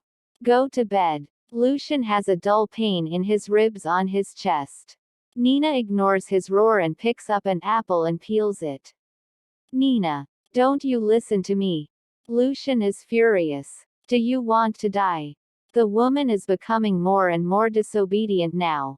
She's totally ungrateful. She rushed out and shouted at his father when he was hit. He's his son, so he just teaches him and won't kill him. But she's different. If his father is really annoyed by her, She will be killed. Nina ignores Lucien's roar and peels the apple. Lucien frowns angrily. He stretches out his hand to pull her over, but his wound hurts when he moves his hand. He groans with pain. Nina stops when she hears his voice. She looks at him anxiously. Does it hurt? I'll call a doctor for you. No. His voice is as cold as iron. If he can't stand this little injury, is he still Lucien? They stop talking. Lucien doesn't drive Nina away either. Lucien leans against the bed and watches Nina peel the apple. She peels the apple quietly. She looks quiet as if it wasn't her who rushed out and shouted at his father today. Nina, you're too bold. You dare to shout at my father. Do you know who my father is? Who? A mysterious boss of a European consortium. Nina asks lightly. This woman is so naive that she can only see the surface. How could the head of Grey family be as simple as she thinks? He depends on his mood. Once a bodyguard who had been protecting him for many years said a word. He shot him twice and paralyzed him for life. Lucien says in a low voice. He stares at her face with interest, waiting for her reaction.